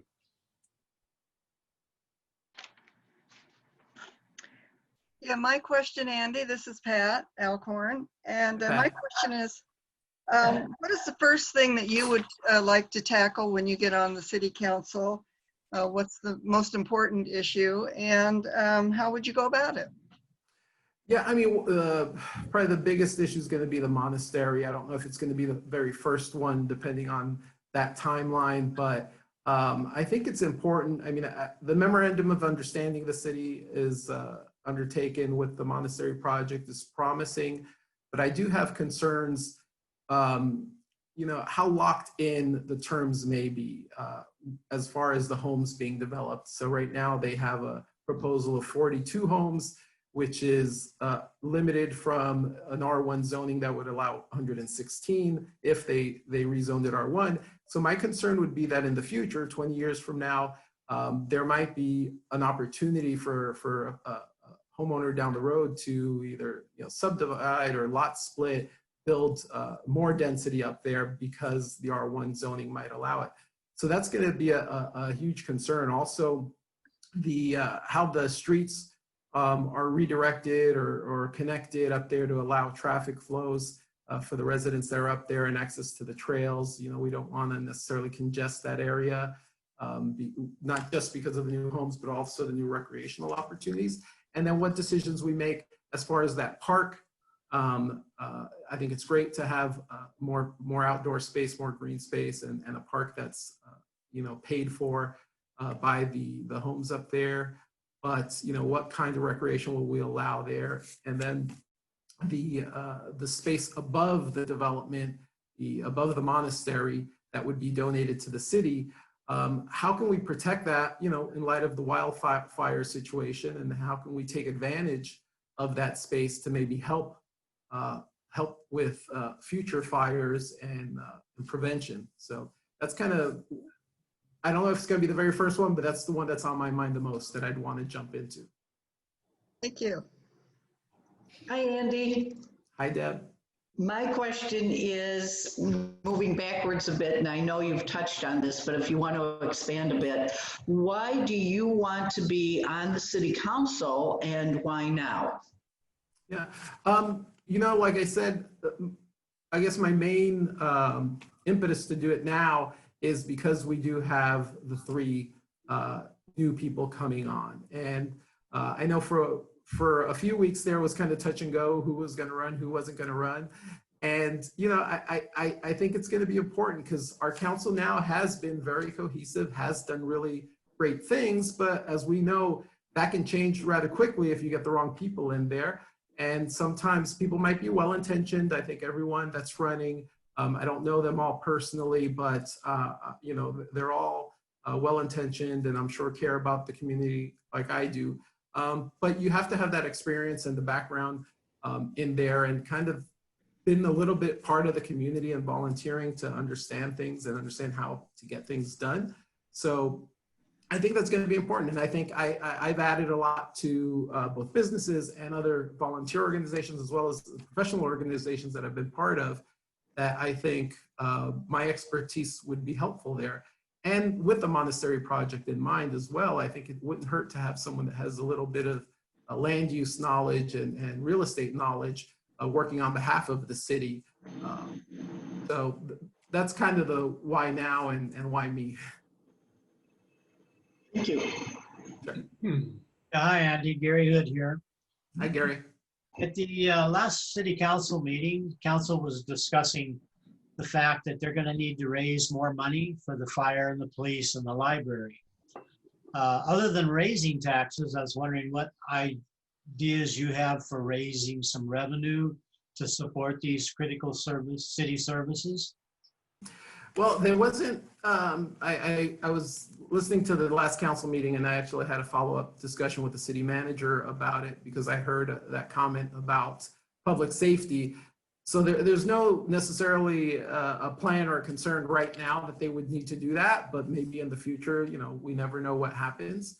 But that, of course, is our #1 concern. So I think everything else comes secondary to public safety. So whatever cuts, whether it's staffing at the city or reduction of some programs, you know, that we would have to offset, priorities are #1. For the library, that's a different story.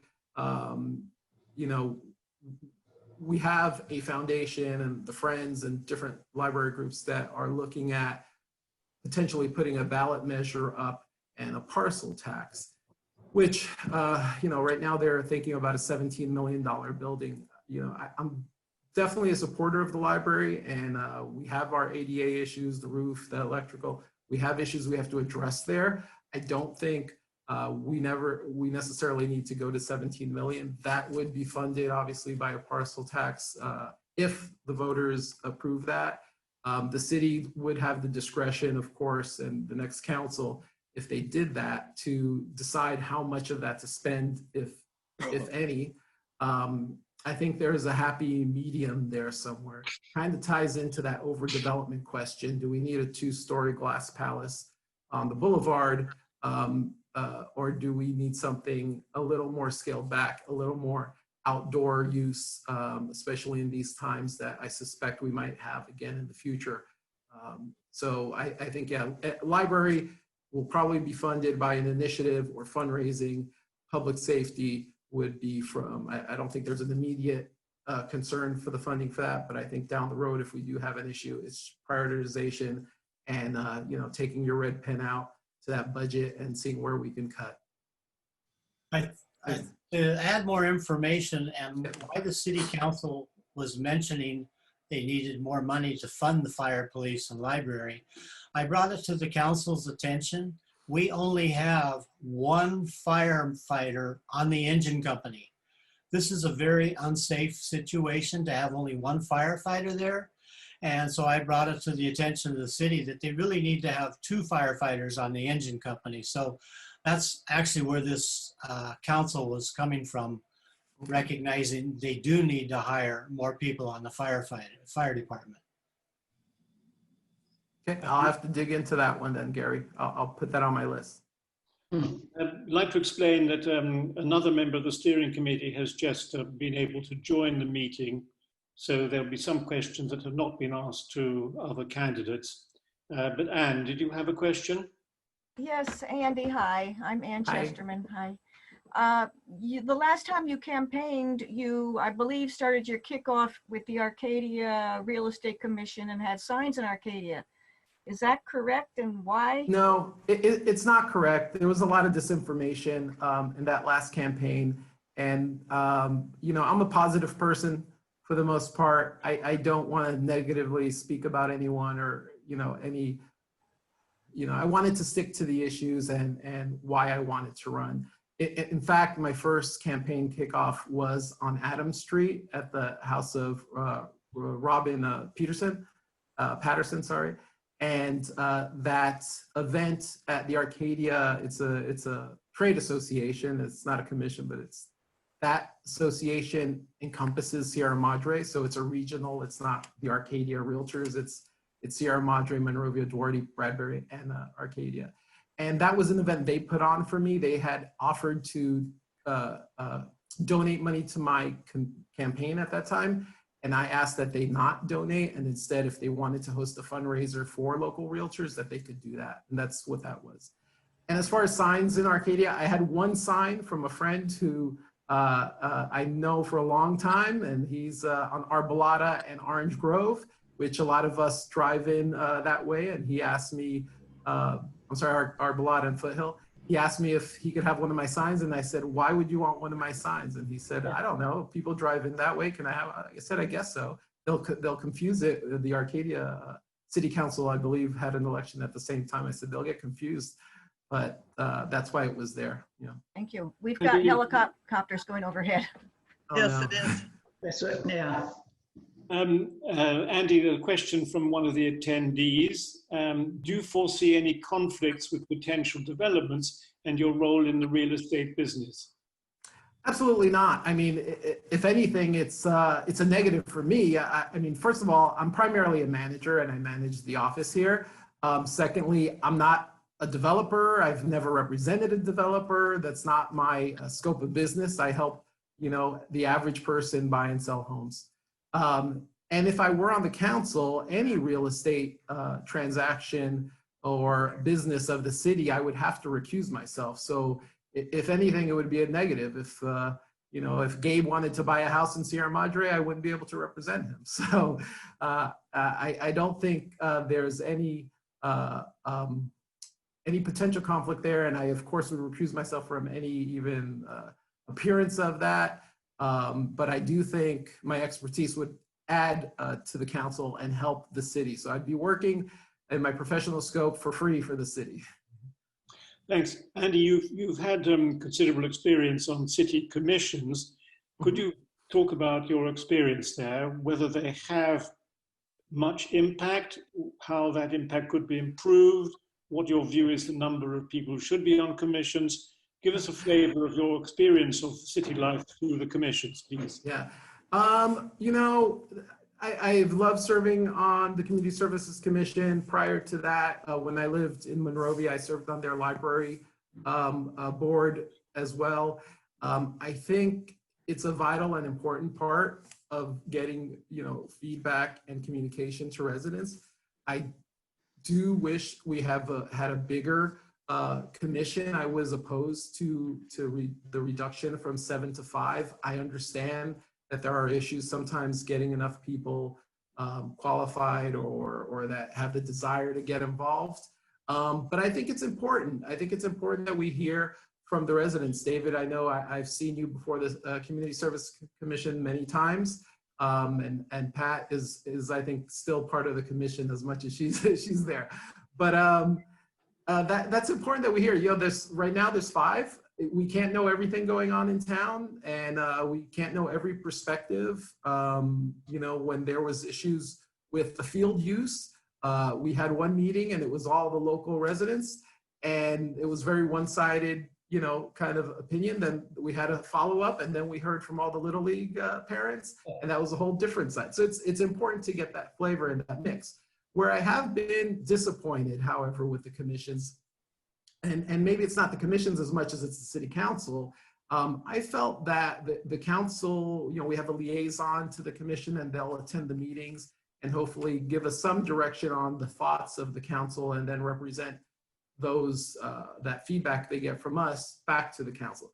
And I found that the attendance by the council members to the city commission wasn't that great for the most part. And we're not televised, so there was no way that they could know other than our minutes. And I think you lose something if you're just looking at minutes. And frankly, at council meetings, I don't hear a lot of discussion about what's going on the commissions, unless it's an issue that's a hot issue.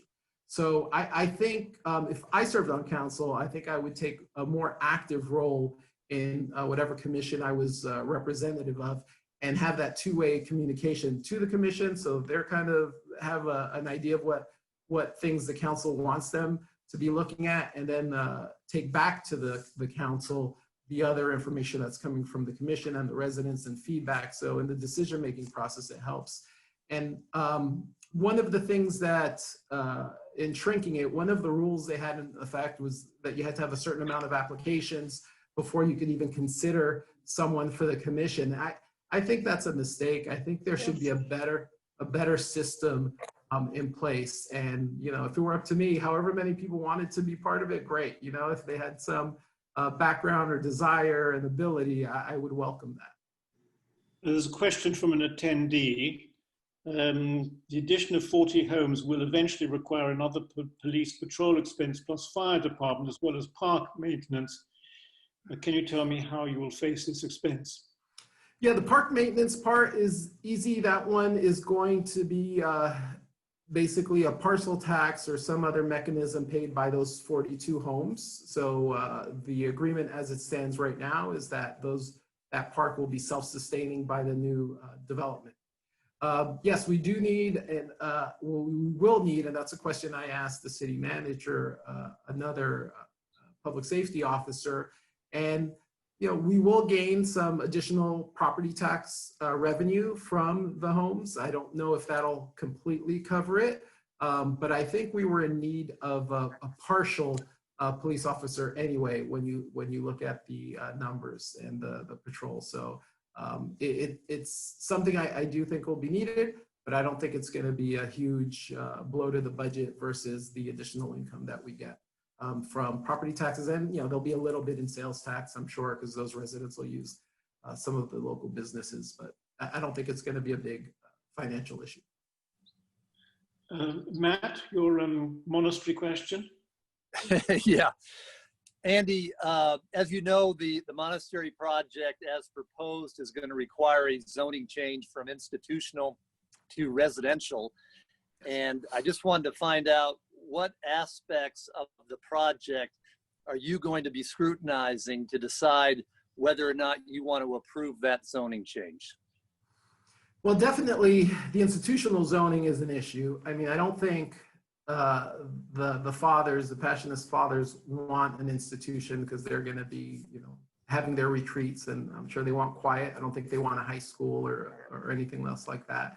So I'm definitely in support of not having it zoned institutional. But it's a good question on if we switch it to R1, which would allow 116 homes. And like I said at the beginning, my big concern is going to be when and if we rezone that property, how do we limit the future development of it? So right now we're saying 42, that's fine, but what stops, you know, 20, 30 years from now, those 116 homes being built because it is zoned R1?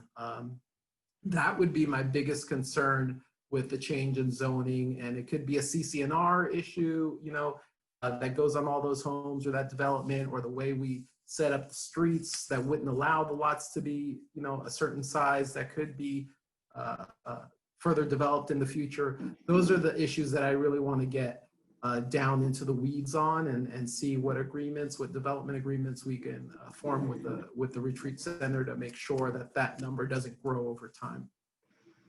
Thank you. Sure. And what is the leverage that we have over this? The leverage, yeah. Oh, I'm sorry. Go ahead. You had another part to that question. Go ahead. What is the leverage that we have over it?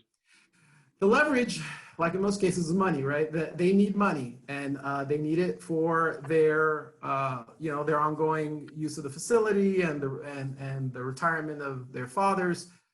So they, you know, that's an easy source of income from them in their minds. The second part of the leverage is they don't really want institutional use, is my feeling. I don't think that's what they want to do. So they really want a residential development project. And I think, you know, they've already agreed on the MOU to the park and the hillside and the limit to the 42 homes. So they're doing things that take away some of that income, but it's still sufficient to meet their needs. So I think we could still work on that. That's kind of the first offer. We could still work on that and use just the ability for them to do something up there in the residential nature as the leverage we need. Yes, the problem is that if we want to explore the institutional option, we don't have the ability to oblige the passionist fathers to look into it. So it remains a sort of question out there. What would an institutional development look like, which we can't compare to the housing development because there's been no work done on what the institutional development might look like. I believe they looked at it a little bit. I saw two conceptual drawings, one of a high school and one of a retirement center. I don't know how far down that hole they went to, but I think they did look at those two at least. Bless you.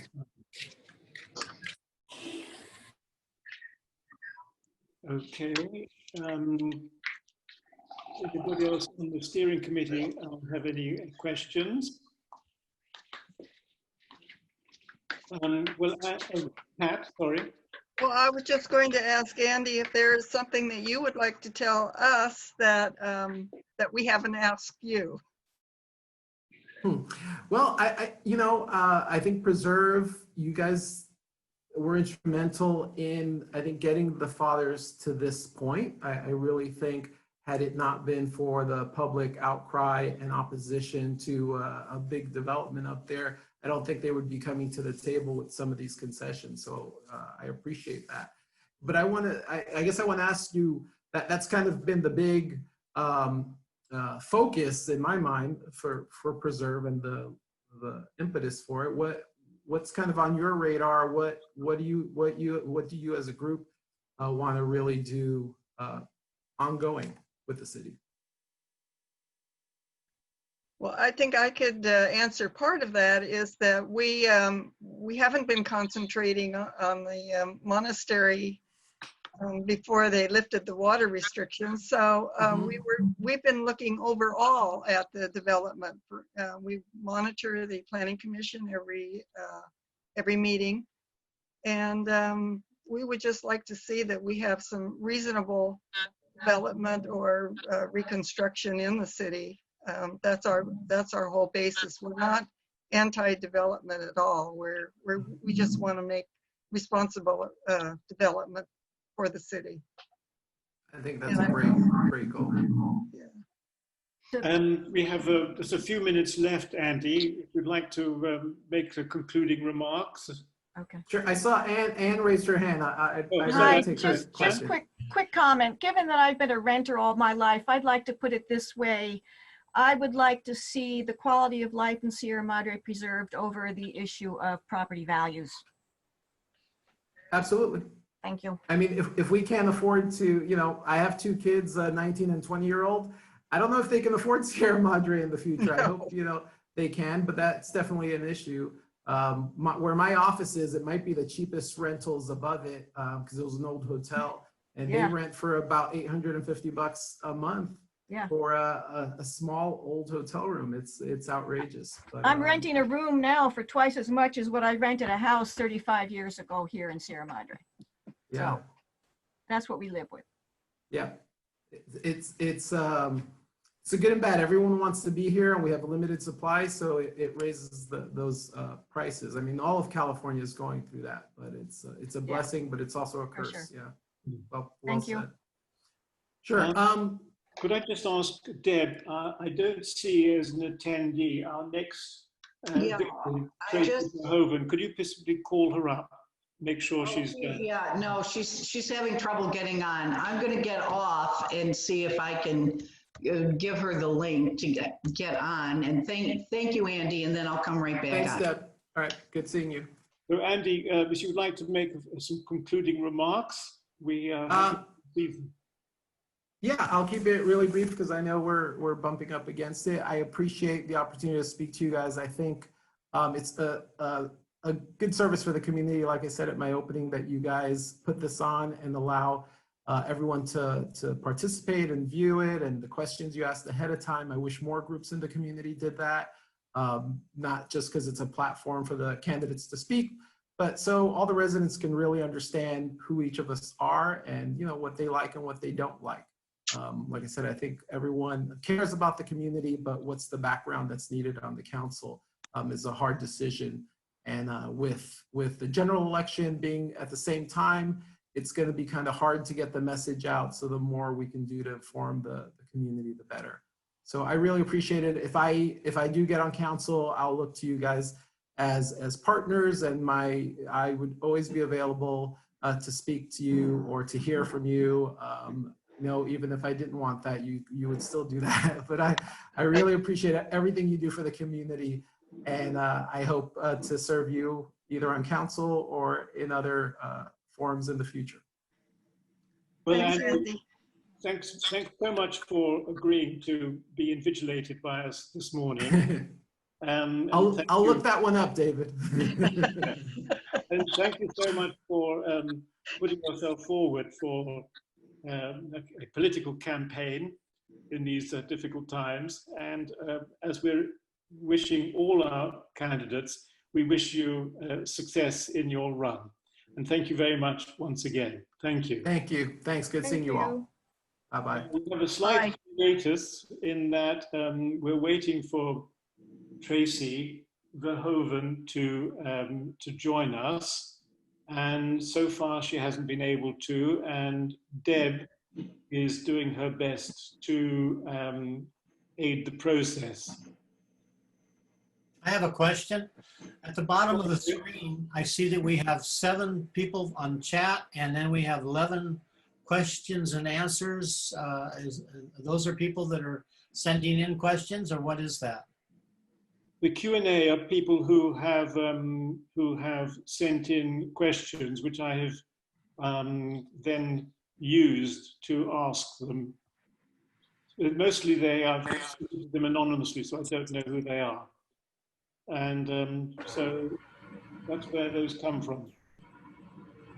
While we're waiting, I just wanted to mention that the helicopters are again pumping water out of our settling basin right now. They're very busy. Yep.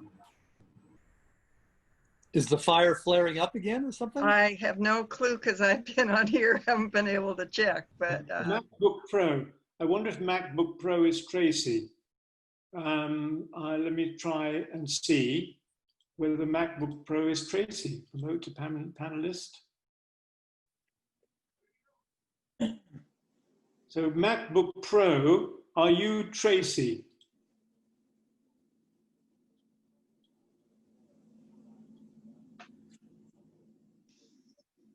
Matt, Yeah, can I ask you a question really quick? sure. If I can't sell my house, if I can't refuse to sell my house to some ethnicity, Black, Asian, whatever it is, how does the monastery get away with refusing to sell property to an institution? Well, can I just interrupt to say, is MacBook Pro, are you Tracey Verhoeven? Yes, that is me. Hello, David. Nice to meet you. Very nice to meet you. So I'm David Gordon. I'm moderating this session, member of the steering committee. On and off. Well, I was here the whole time. I'm like, I'm here, but I'm glad to finally be on to see all of you. Okay, well, you're using your incognito MacBook Pro. That's the only name that we saw. Could I to say that we're going to ask you to talk for a few minutes about yourself, give a picture of yourself as an individual, and then we on the steering committee are going to ask questions, and I will be forwarding to you some questions that are submitted by chat or on the Q&A function. So, Tracey, who are you? Who am I? Is that what you just asked, David? Yes. Hi. Okay. Hi, I'm Tracey Verhoeven. And, you know, I apologize for those who have heard this story before, but I just want to tell you that ever since I was a kid, I knew I wanted to run for office. My mom said I came out of the womb wanting to make the world a better place, but it wasn't until I moved to Sierra Madre I knew that this was the place that I wanted to be of service. I fell in love with Sierra Madre and its small town charm, the sense of community, and actually my motto is preserve and prosper because I want it to stay that way. But yet I want our mom and pop shops to be successful. My career path has taught me the importance of communication and to become solution oriented. I'm pretty well rounded as I have been in the corporate world as well as having a small business. As a kid, we had a donut shop, which was a lot of work, Us kids were pretty popular because everybody wanted the donuts, but it was a lot of work. So I learned right then and there that having your own business, that kind of thing. We used to have a family rock and roll pizza right here in North Hollywood. One of my proudest achievements has been a political organizer in 2004 for various small towns in Wisconsin. I gotta quit saying, I have a BA from Northridge, and I'm a licensed real estate agent. I'm active in several communities and several community professional groups. When I moved here, I noticed that the Civic Club, I swear the town did not run without the Civic Club with all these events and all that kind of thing. So I wanted to join. I'm actually the vice chair of archives because I love history and I love Sierra Madre history.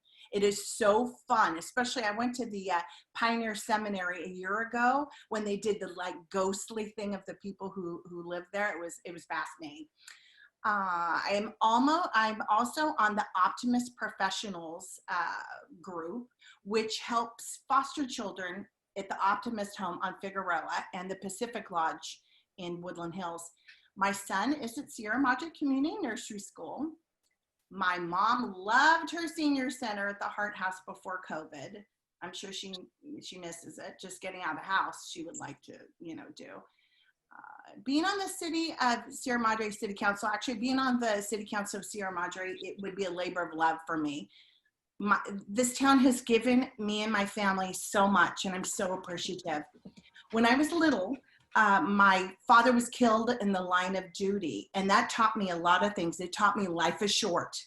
Get out there and do what you want to do, and make sure you tell everyone you love, make sure you tell them that you love them.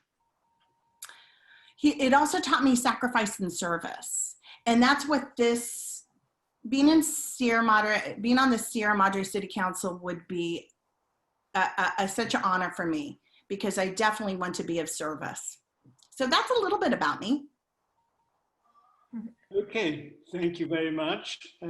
Matt, would like to kick off the questions. Hi, Tracy. Matt Bryant here. Hi, Matt. I haven't met you, but nice to meet you. I've heard a lot of good things about you. Nice to meet you, Tracy. Thank you. Tracy, people often use the term overdevelopment. As you can imagine, the Preserve Sierra Madre Coalition's probably one of our core missions is to prevent overdevelopment. And my question to you is, how would you define the term overdevelopment, particularly as it applies to Sierra Madre? Well, definitely McMansions. I can't stand them. Personally, I just cannot stand them. I moved to Sierra Madre because of the charm of the small town. I mean, here we live just a little bit from downtown, yet we seem worlds away here. So McMansions, they're out. Overdevelopment, we don't want to be Arcadia with all the houses up on the hill. At least I don't. So I think that's what I would think that would be overdevelopment. Thank you. Pat?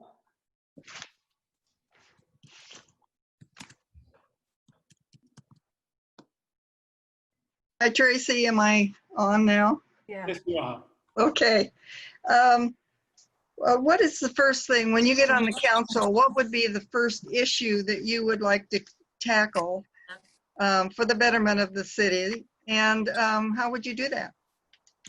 Ooh, I like that question because it's kind of twofold. I want to talk about the monastery in regards to Preserve Sierra Madre, but also I want to talk about our wildfire situation and getting that in control. If we're going to be having these issues every year, that's not going to be good for anybody. I think that in regards to the monastery, though, it's about communication with me.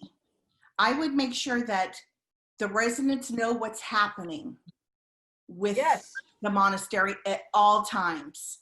If not weekly emails, at least a monthly seminar. Now, we all know that we wish we could keep it the same. As I mentioned before, actually one of the fun things I do when I have family and friends from out of town, I used to drive them through the monastery and we'd see deer. I mean, it's so beautiful. Do I want it developed? No, but it's not my business. They can do what they want. So what we need to do is to make sure we have open communication between us, the city, the residents, and the pastors, to make sure that they listen to us, and they incorporate our small town charm still. It is zoned for institutions, which personally I think would be awful. If they are going to do a low density development, that's fine, as long as we don't have cookie cutter homes. Again, it's about communication and talking about that. I also appreciate the park. I know some people aren't sure about the park. I would rather have a park than more houses, personally. I mean, that's my personal thought on it. The hillside behind the monastery is a big deal to me. I do not want to see it like Arcadia with these big homes in the back. So I think probably one of the first things I would do, because the time is now about that, is to really communicate with De La Rosa and make sure that all of us residents are being listened to. Oh, hi, Tracy. Hi, Deb. Why are you running for the city council? What made you decide to run, and why now in particular? Well, there's a couple of different things. I always want to be of service. Sierra Madre is my love. I want to be of service. Interesting. Why now?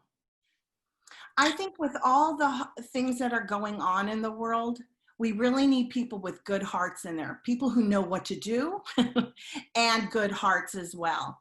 We all want the same thing in life. We want to be happy, life, liberty, and happiness. We all want affordable health care. We all want clean air, clean water. I know that has nothing to do really with Sierra Madre, but you're asking me why I want to run. I want to be of service. I want to make the world a better place. I know that sounds cliche, but it's the truth. Thank you. Thank you. Gary? Hi, Tracy. Gary Hood here. Good to see you. Gary. So at the last city council meeting, the council brought up the fact that we need to raise more money to support the fire, the police, and the library. I was wondering what your thoughts are for raising more revenue for these crucial services without raising the taxes. Do you have any ideas in those areas? Well, the bad news of developing De La Rosa, is that we don't really want it developed. We want everything to stay the same, at least I do. But the good side is at least we would be getting property taxes from those homes. As of, well, okay, let's talk about Prop 15. Prop 15 would bring revenue to the fire department and the school and certain services like that. Now, to be honest, if I was in Sacramento and doing the bill myself or working with people within the bill, I would have put the threshold 5 million, not 3 million. We live in Southern California. 3 million does not go very far nowadays. And I don't want one small business hurt. But I wasn't there. So in regards to Prop 15, I do think that we need to stand behind it so we can get that extra revenue. Because look what's happening with our wildfires. We need all the equipment we need all the help that those firefighters need. So we need to be completely ready to go and have money for them. Okay, we have a question from an attendee, which I would have liked to have been able to ask to all the participants, but it's just appeared, from Alan Rolls. Have you heard that it continues to be an issue that people who are not white do not always feel comfortable in Sierra Madre? What do you see the role of the City Council in promoting racial diversity and racial acceptance in Sierra Madre? Wow, what a fantastic question. Yeah. You know, being on Facebook, there was a gal who mentioned that her sons get a lot of flack for being half Asian. And I was actually shocked. I think because I've always been, I grew up in a community that was very diverse. I literally never saw inequality, but that's actually my white privilege speaking. I didn't see it. That didn't mean that they didn't have those kind of issues. In regards to what we can do, I think we just need to, wow, that's a good question. I don't want to make a big deal of it either, because then that's kind of a, what am I trying to say? I think what we should do is be able to be just open to everyone who welcome everyone with open arms. We all have the same blood. I mean, you know, we all have the same color blood, and that's all that matters is our heart. And that's a good question. I'd have to really think about that. But for the most part, I think what we need to do is just believe in, oh gosh, you kind of stunned me on that one. You know what? I did speak to that gal about that on Facebook, and I said, you know what we need then maybe are some kind of seminars, like racially sensitive seminars to kind of bring us all together, because really that's what it's all about. We're all the same. We're all here to, you know, enjoy our lives and to be happy and to enjoy our families and that kind of thing. So maybe some kind of seminar that would speak to that about racial sensitive, you know, situations. Okay, I have a question here. Have you read the Sierra Madre General Plan? I have, actually. I have. I won't be able to tell you, you know, verbatim what it said, but I have. And I think that's probably a good starting point for any kind of, you know, review that we, you know, if we need to, you know, the Planning Commission needs to adhere to that. Yes, I have read it. Do you feel this development is applicable to what the general plan states? If it's case by case, then I think what it has to be, first of all, we can't have cookie cutter. That will not go with the general plan. We have to think of you know, floor to area ratio. We have to think of height restrictions, that kind of thing. As long as the development stays within those guidelines, I think we're okay. Is it optimum? No. Like I said, it'd be great not to have that developed. But at least if they adhere to what the general plan says, I think we're okay with that. Also, communication. I know I keep talking about communication, but that's what it is. You can get, you know, that old saying, you can get more with bees with honey than vinegar. Keeping communication open is a really big deal. People will really listen. And you'll get along so much better, and you'll get what you need if that's the case. Tracey, have you served on any city commissions? Do you have any view about their role and importance and how they function? They're extremely important. I actually wanted to be on ENER and the Community Services Commission. I applied, but that was during the time when they decided, City Council decided to bring it from 7 down to 5. I was really disappointed because I actually wanted to do both of them. I would love to be on the Planning Commission as well, but to me that would be very much a learning curve. I'm not an architect, but then again, you know, this whole thing has been a learning curve. Every single day I've learned something in this whole situation of running for office. It's been such a, you know, blessing. It really has been. But the commissions are very, very important. And that's why I think that we should bring them back to 7 people rather than 5. We need all voices heard, not just a few. Fine. But you've not been on any commissions in the past. You haven't been able to get onto any.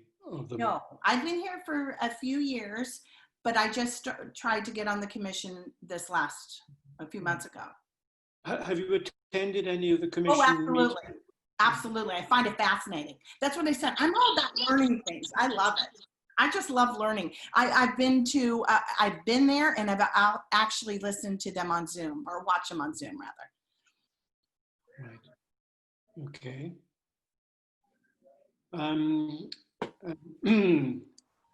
Matt, would you like to ask the monastery question?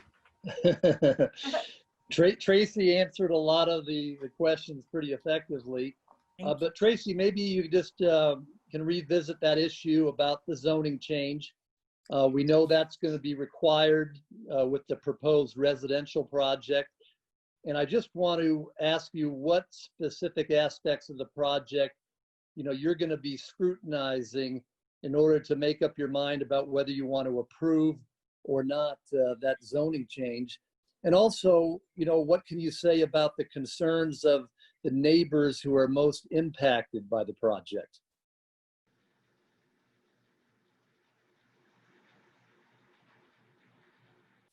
Did we lose Tracy? Yeah. She disappeared. Was it something I said? Oh, Tracy, where are you? I think I've done something wrong. I think I've made a mistake. Where has she gone to? She's MacBook Pro.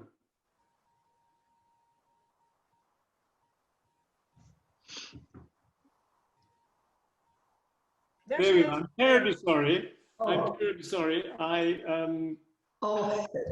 pressed the wrong button. I'm new to this. It's my first Zoom webinar. It's okay. Please carry on. Oh, She's muted. Tracy, you have to unmute yourself. Okay, I already answered the question. Oh boy, this whole thing has been a learning curve for everyone, hasn't it? This whole Zoom thing. What would I say to that? Again, it's about communication. All the neighbors we need to have a seminar or something every single month, keeping everyone abreast of the situation. We need to have them listen to the neighbors. We really do. I mean, that's what it's all about, is we've moved here to have the peace, the quiet, the beauty. We want to keep it that way. But again, like I said, I know I've said communication is the key to everything, but I swear it's true. It is. And thank you very much, because I like to ask every election candidate, please have a newsletter so we can know what's going on. I'm sorry, we're busy, but if you reach out and communicate, it makes a big difference. Oh, I appreciate that. I do have my website, and I do have a Facebook website as well. But yes, you're right. A newsletter is important. It would be wonderful.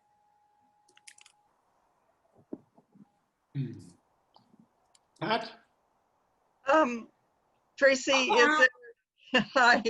is there anything that you would like to have us know that we haven't covered in our questions?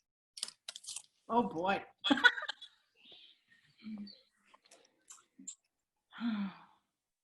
I think you guys did such a great job of touching upon all the issues. I just appreciate your group so much. When I first moved here, I'm like, what's Preserve Sierra Madre? That sounds like something I would be into. I would see your signs everywhere. I think you touch upon it. It's just that I would do my best to do good by you, frankly. Any other issues in the city that that you'd like to address before if you're on the council, what specific issues that you'd like to address? Well, let's talk about the wildfires.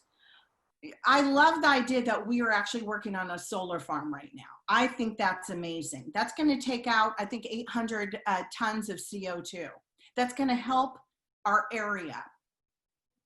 We want to keep our houses safe. So I think that's very important.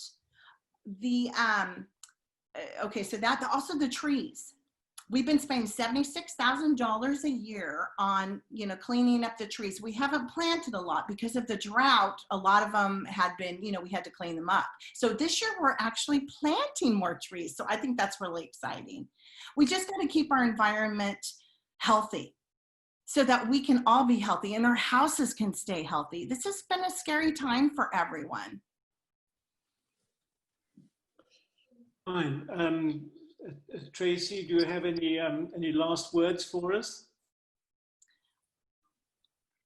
Well, just that my website is Tracey, and make sure T-R-A-C-E-Y, people drop the E, it's traceyforcitycouncil.com. Please email me with any questions. My phone number is on there. I will answer the phone. Okay. Yeah, no, I appreciate this time with you guys. I really do. I respect everything you guys do. Good. Well, thank you very, very much for attending. Thank you very much for putting yourself forward in the slings and arrows of a political campaign. And as we have done for every candidate, we wish you the very best of luck. Thank you. And I now declare a 4-minute break until 11. Good. All right. Thank you, everyone. Thank you. Thank you, Tracey. Thank you.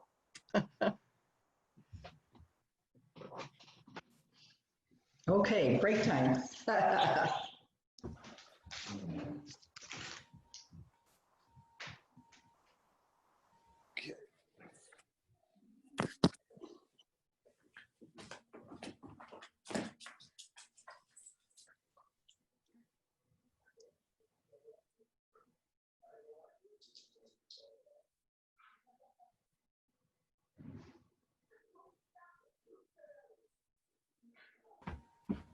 Judy, you know any update on the fire? Is it still expanding?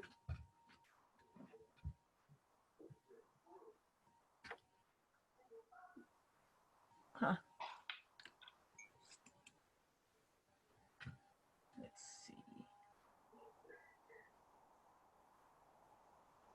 see. 44.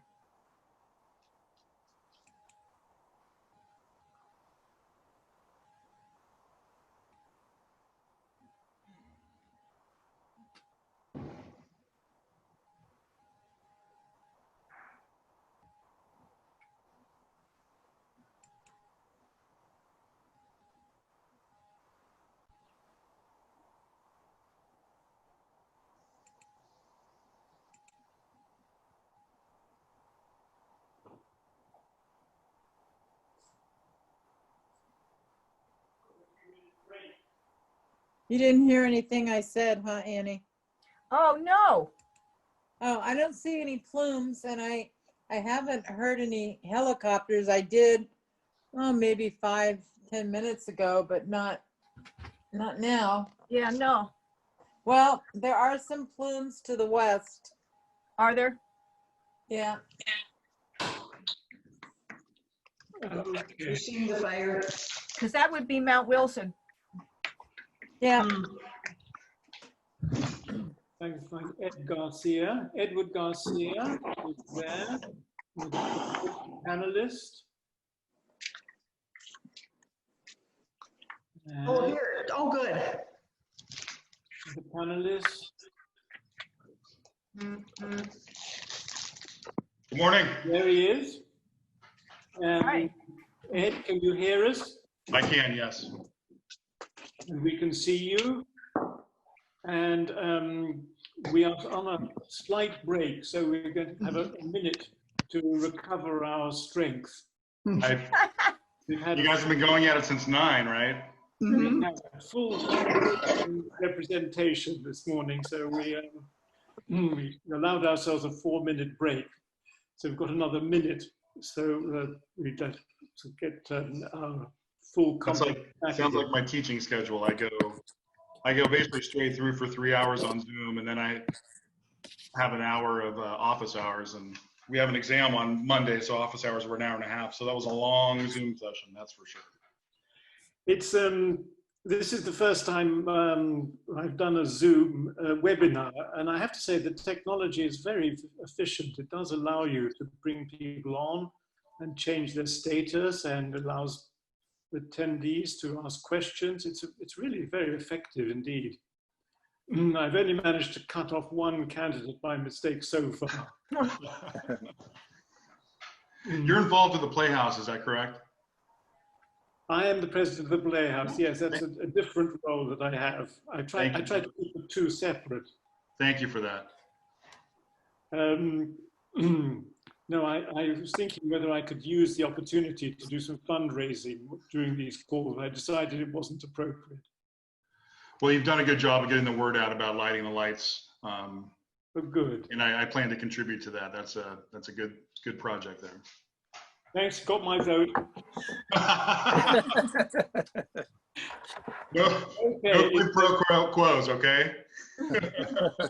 It's 11:30 and we're very, very keen on keeping to time.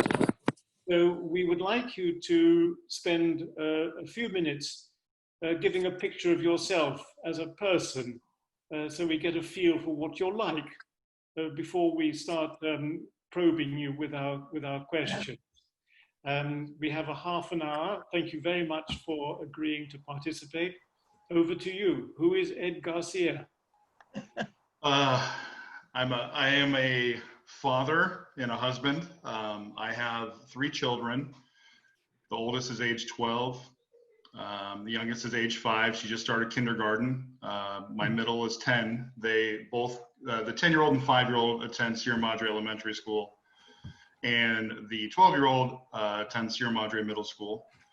I've lived here in Sierra Madre for 18 years. I grew up in Arcadia. I married into a family that has been here for generations. So my children are 4th generation Sierra Madreans. And the great thing is they get how special this place is. I have my 10-year-old and 12-year-old saying, "Dad, we live in the best place." And I don't remember when I grew up in Arcadia ever saying that. I enjoyed my time as a youth, but I don't remember thinking I lived in the best place ever. So that is something that we're very grateful for, where we live. And I was fortunate enough to marry into a family that had a history here. I earned a Bachelor of Science degree from the University of Southern California Marshall School of Business in Business Administration with an emphasis on corporate finance. Fight on, Pat. I earned a Master of Science degree from Cal Poly Pomona in economics, the economic analysis option. So it was very quant heavy in the field of money and banking. So there was a lot of econometrics, which is using statistics along with economic theories and coming up with models for that. So I'm really a kind of a data nerd. Well, maybe not a data nerd, but I'm an econ nerd. I'm an economist by trade. And I work as a forensic economist. I've been doing that for almost 16 years now. When I started, I just had my bachelor's degree, and I knew how to do all the operations and calculations with the best of them, but I believe that my education in economics really layered a new way of thinking on top of that. So when I teach economics, and I'm not teaching it anymore because I'm in the business school, and economics and finance are separate, and I'm teaching finance now. But when I was teaching economics, one of the things I stressed on class 1 was you have to be prepared for a paradigm shift, be able to think a different way. And us economists tend to think differently than most people. We don't think better, I'm not trying to say that, but we do think about things in a different manner. What are people's incentives? What is my opportunity cost? And we tend to do that as humans on our own, but as economists, we're a little more in tune to that. As far as my public service here in Sierra Madre, I am the current president of the Sierra Madre Community Foundation. I have served as the treasurer of the foundation, and I've served as the secretary, all 3 executive positions. I've been a plain old board member as well. Nothing wrong with that, because our board members do a lot of work on behalf of the city. So if you don't know much about the foundation, we are a charity that is singularly devoted to enhancing the quality of life here in Sierra Madre. We support civic improvement, the arts, children, anything from education as well. I have been the Cub Master of Troop 110. Given my time for a couple of years as Cub Master, the leader of Troop 110, a couple of years, well, it was up until last year, I handed it over, and I'm on the Troop Committee of Troop 110, and I'm also a merit badge counselor for many merit badges. I have been a manager of Little League for the past 7 years. I've done some fall ball as well. I was, as some of you may know, I was the chair of the Yes on Measure UUT campaign, and I was the chair of the No on Measure D campaign. No on Measure D is vitally important to our autonomy as a city, so I'm very proud of that. I also sat on a couple committees, the UUT Oversight Committee, the last one back in 2015. And I also sat on a special revenue committee, and it was basically the same individuals put together. Paul Savoy, Barry Gold, God rest his soul, Pat Holland, and I'm forgetting a couple others, I apologize. But that was a committee that kind of opened my eyes to the finances of the city of Sierra Madre, opening up the books, looking at the deferred maintenance that has been going on for many decades, and also understanding really our financing, what taxes come from where and how much comes in and how we benefit from those. So that's 5 minutes. Okay, so Very good. Thank you very much. Sure. Matt? Hi, Ed. Matt Bryan here. Hi, pleasure to meet you. Nice to meet you. Even though I'm a Bruin, you may still get my vote. Thank you. I do have a nephew that played baseball at UCLA. I bought more UCLA gear over the past couple of years than I did. Okay. Ed, people often use the term overdevelopment. Certainly, one of the main core missions of Preserve Sierra Madre is to prevent overdevelopment. I just wanted to ask you how you would define that term, particularly as it applies to Sierra Madre. Yeah, thinking about the word development, it can mean a number of things. It could mean new buildings, but it also, to my understanding, it also means renovations. So that's an important part of the definition. When you think overdevelopment, the images that come to mind are, high density, high storied buildings that are very tight. You're thinking like the brownstones in New York and things of that nature. That's obviously not the character of Sierra Madre, nor do we want that to be the character of Sierra Madre. Those are the things that I think about where, we kind of go back to some of the issues about, square footage on properties, coverage areas and setbacks. So I think, I don't know if I'm answering your question 100%, but I think that we have some pretty good controls currently in place to avoid those issues. And I think that's a good thing because it does help the overall charm and aesthetic of Sierra Madre. Thanks, Ed. Sure. Matt? Yeah, along those lines, a house went in on the northwest corner of Sunnyside and Mariposa that looks Arcadia McMansion style. Do you think we could have any controls over things that are excessively opposing to the environment of the architecture? Yeah, so are you talking, I'm trying to imagine the house. Are you referring to what used to be the Daly estate that? It had a small house on it. I think it got torn down and they put in a kind of McMansion style one-story house. Yeah, it's on Mariposa. I think I know. On Mariposa, west of Sunnyside on the north side. Okay. Yeah, personally, I looked at that and was surprised to see it. I actually looked at it because I believe that was the old Daly house that $750,000 of it went to the library, which is that was the issue regarding the last city council meeting. So I just wanted to see where that property was. I think that was the property. As far as aesthetics are concerned, I grew up in Arcadia and kind of at the beginning of all that. I don't think that house really fits as far as the aesthetics. But what can we do? I mean, that's the question. Yeah.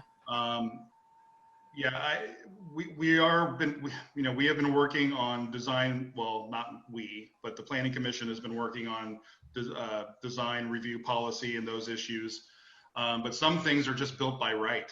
I'm assuming that was one of those properties, as was the property across the street from me, which is a mid-century modern house. Yeah, and I don't know, honestly, I'm going to be honest, I don't know what we can do to discourage that type of building, other than, as the economist in me, I think that maybe a house like that isn't going to be as valuable as a house that has a more pleasing aesthetic in our town. And I don't know, I don't know what we can do, to be honest, to stop those types of issues, other than what we have been working on with the design review policy and having issues about square footage, setbacks, and things like that. Okay. And I'm just being honest. I really don't know what we could do. Yeah. Pat? Okay. Ed, my question is what is the very first issue, the first thing when you get on the council that you would tackle, and how would you do that?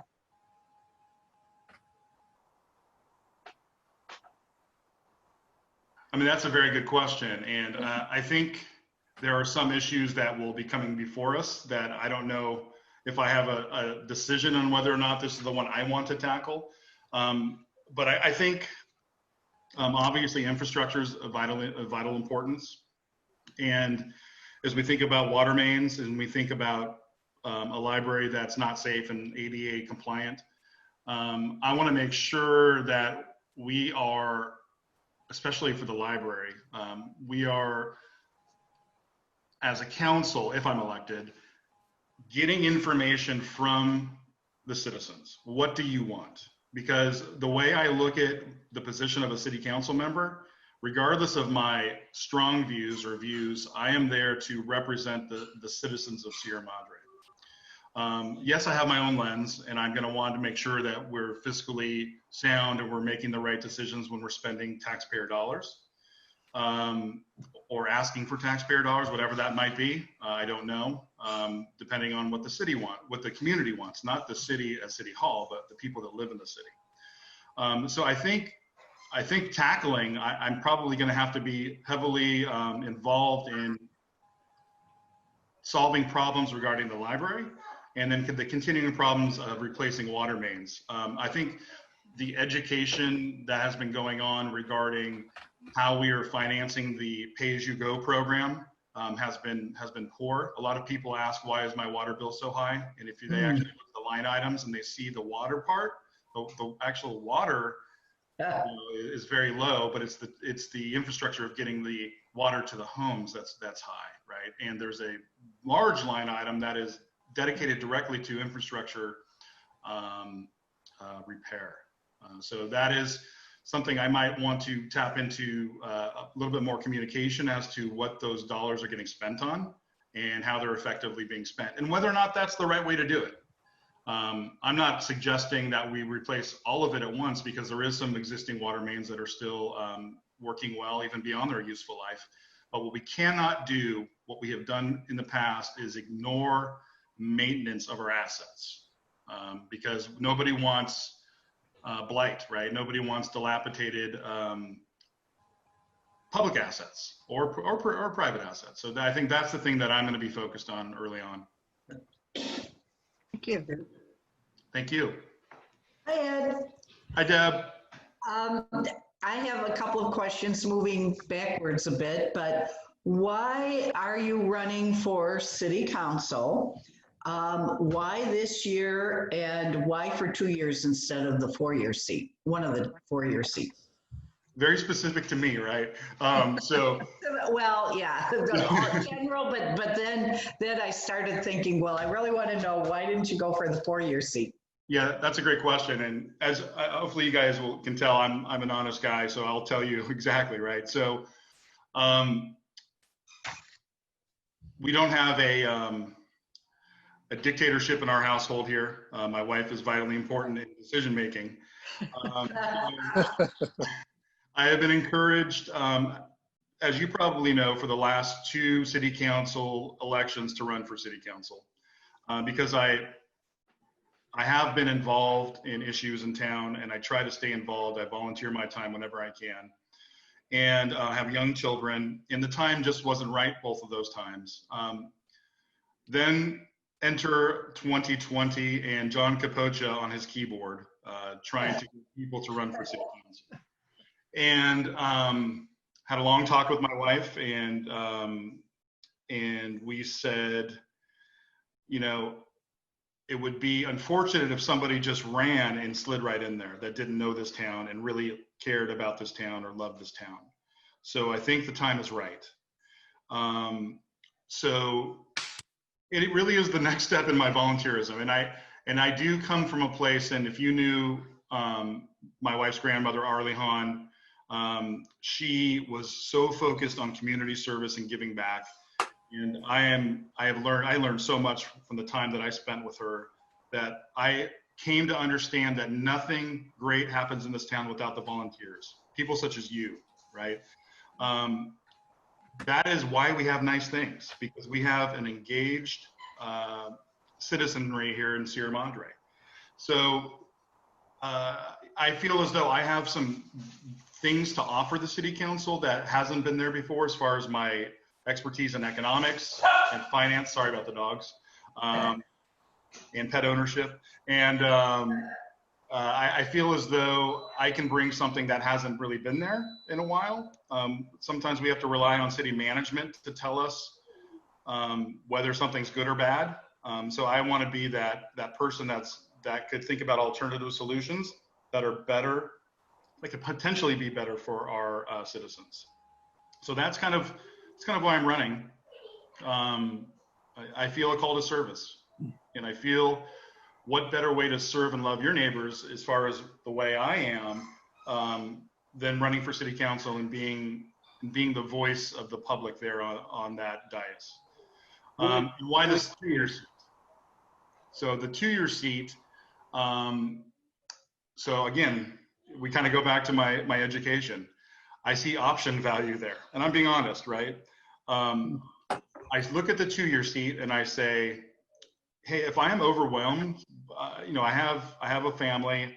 Yeah. There's an option for me to serve 2 years, and then hopefully at the end of those 2 years, if it's not for me, we can get another great citizen in that's in my seat.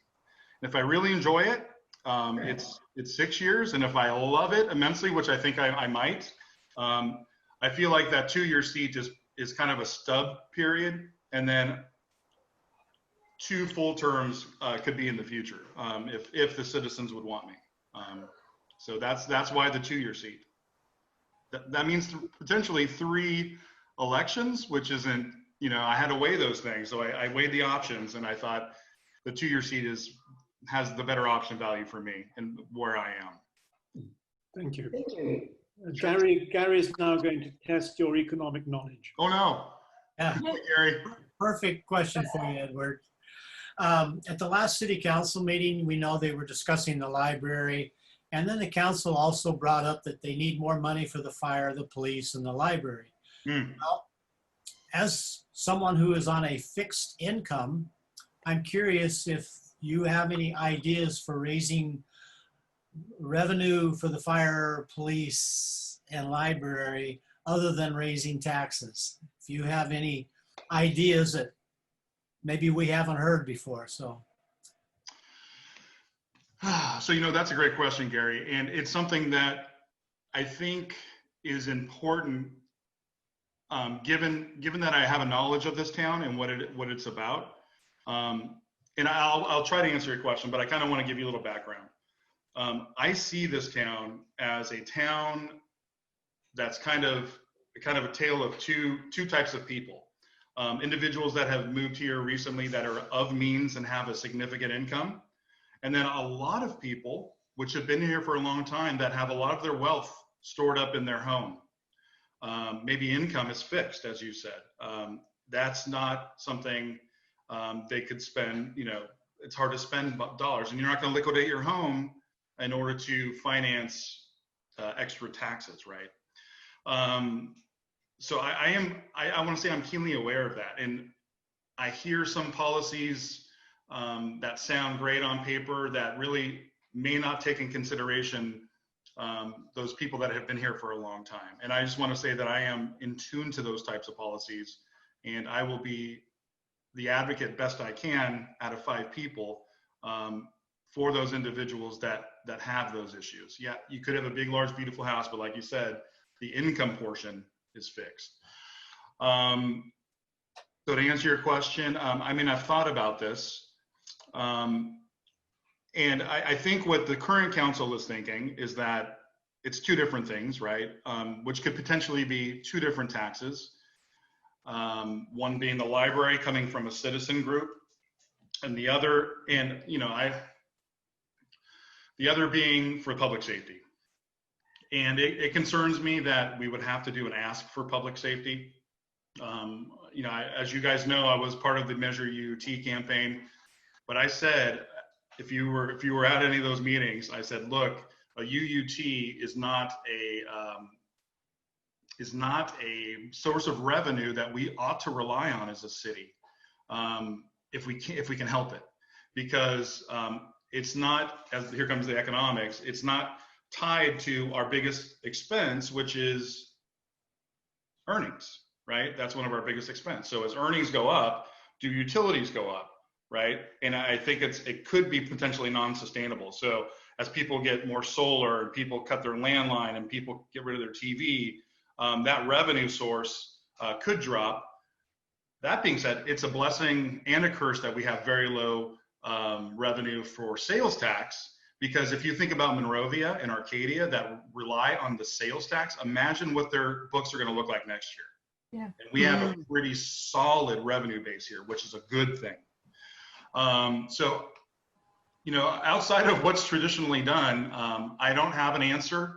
Some of the answers could be release some of our autonomy and have sheriffs and LA County Fire in here. I don't think the city's ready for that.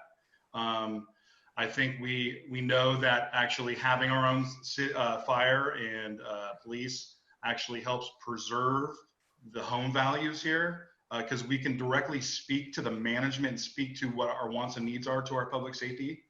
Whereas if you are contracting, you don't have that luxury. So, you know, I'm not trying to sidestep the answer. I just don't have a solution. And we, back in the revenue committee, we were trying to come up with creative solutions to have revenue other than the UUT. But I would think, you know, people always say once you get a tax, you never get it back. But if there is some way we can offset the UUT, if we have to go with some type of parcel tax or something like that, I think there should be some kind of carrot with the stick, so to speak, right? Releveling. And that's what I would hope we could do in order to do that. But I don't have a great answer for you, Gary. Sorry, Ann. No problem. Could I add a comment? Yes. Barry, when he was campaigning, $400,000 a year we were going to save on having the sheriff, and we even had helicopters with that sheriff service, which seemed to be very satisfactory for the 6 months they were here. Yeah. Is that a comment or a question? Do you want me to speak to that? Sure. So, yeah, I understand that. Just briefly. Yeah, so the level of service may or may not have been the same. And if we could not come up with more money, like I said, the control or the autonomy of our city is important. Let's say, as you know, the sheriffs have Loera. We have CalPERS, they have Loera. If Loera starts having issues with their pension program, there ain't no, we teach this on day 1 of economics, there ain't no such thing as a free lunch. Mm-hmm. So as the purchaser of service, it would be pushed back to us. And these are things that weren't talked about or thought about too often. Salaries go up because of some kind of memorandum of understanding, collective bargaining agreement with the LA sheriffs. Oh, okay, well, we have this much to spend. Well, then you get one less officer. We have no control over that. So that was my concern at the time. If that's ever the correct solution, again, I am there. I want to be there as the servant of the public. And if that if we ever get to the point where that's the correct solution, I would be more than happy to consider that. Thanks, Ed. There are two questions from the attendees. Have you heard that it continues to be an issue that people who are not white do not always feel comfortable in Sierra Madre? What do you see the role of the City Council in promoting racial diversity and racial acceptance in Sierra Madre? Yeah, I mean, it depends on where that's coming from. If it's coming from the public, you know, you can look at my last name and see in my skin tone, right? I'm not the white guy, right? I grew up in Arcadia when the demographic was a little different, and I was an individual, a very rare individual in that town.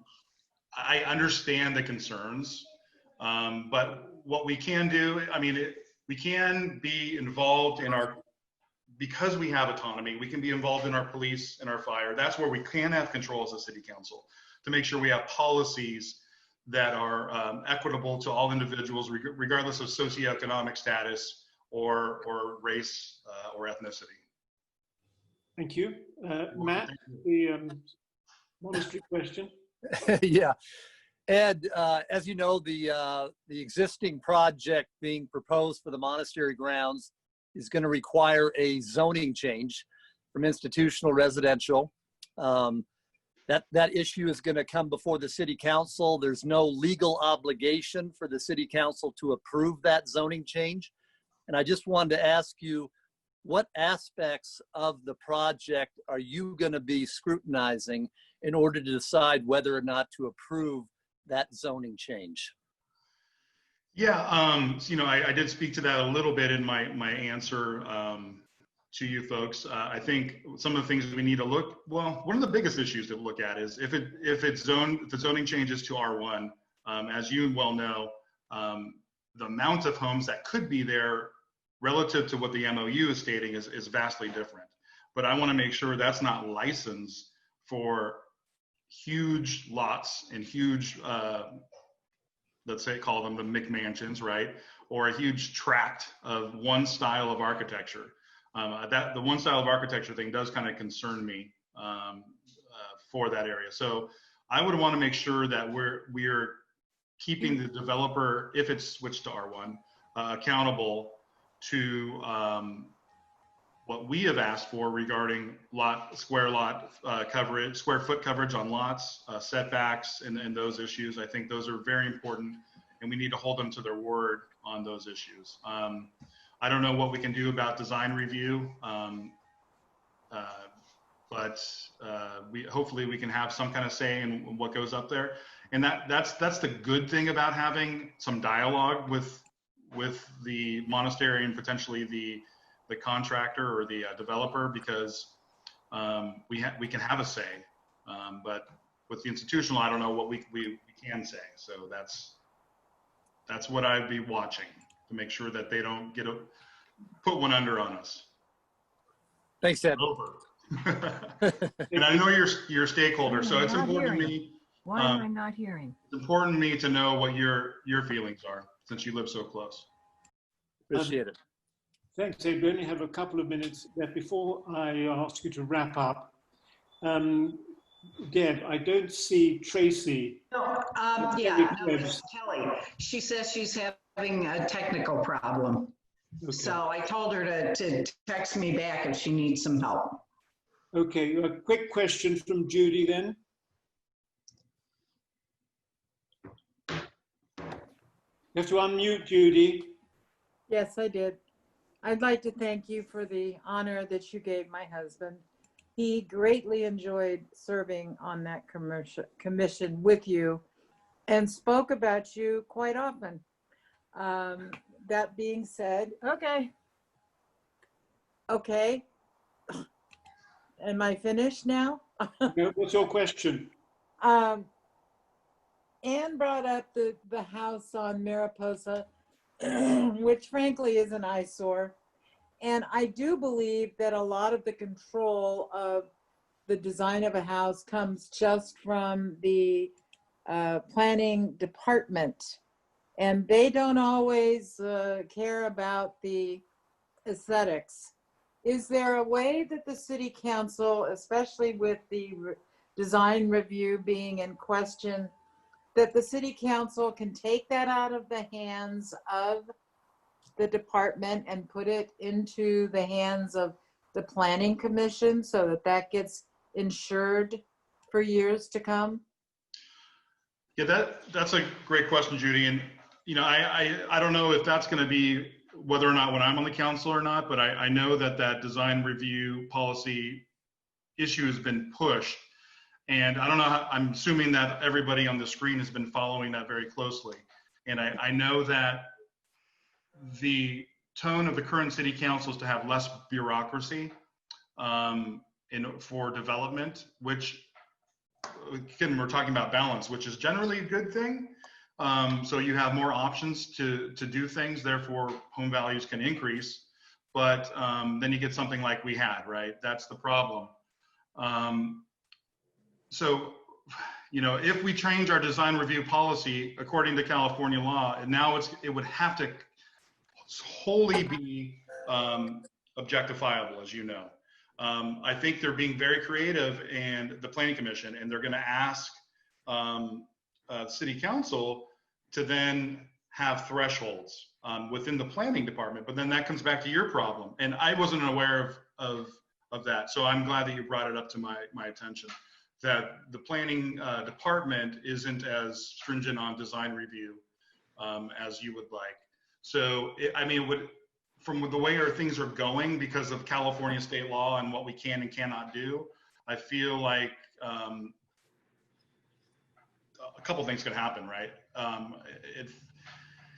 If something is questionable to the planning department, I mean, I don't know how we write this into the code or law. It gets kicked back to the planning commission because they're trying to have the planning commission look at less. But if it's something is different, it should be kicked back. And so I don't have a great answer for that because this is really something that you brought to my attention. I didn't even think about that issue. So that's important. Thank you. Welcome. Ed, Thank you. Thanks very much indeed. We've come to the end of your time, but we don't actually have our next. Well, she is, David, I just called her. She's working on it. She says she'll be connected in a minute. Okay.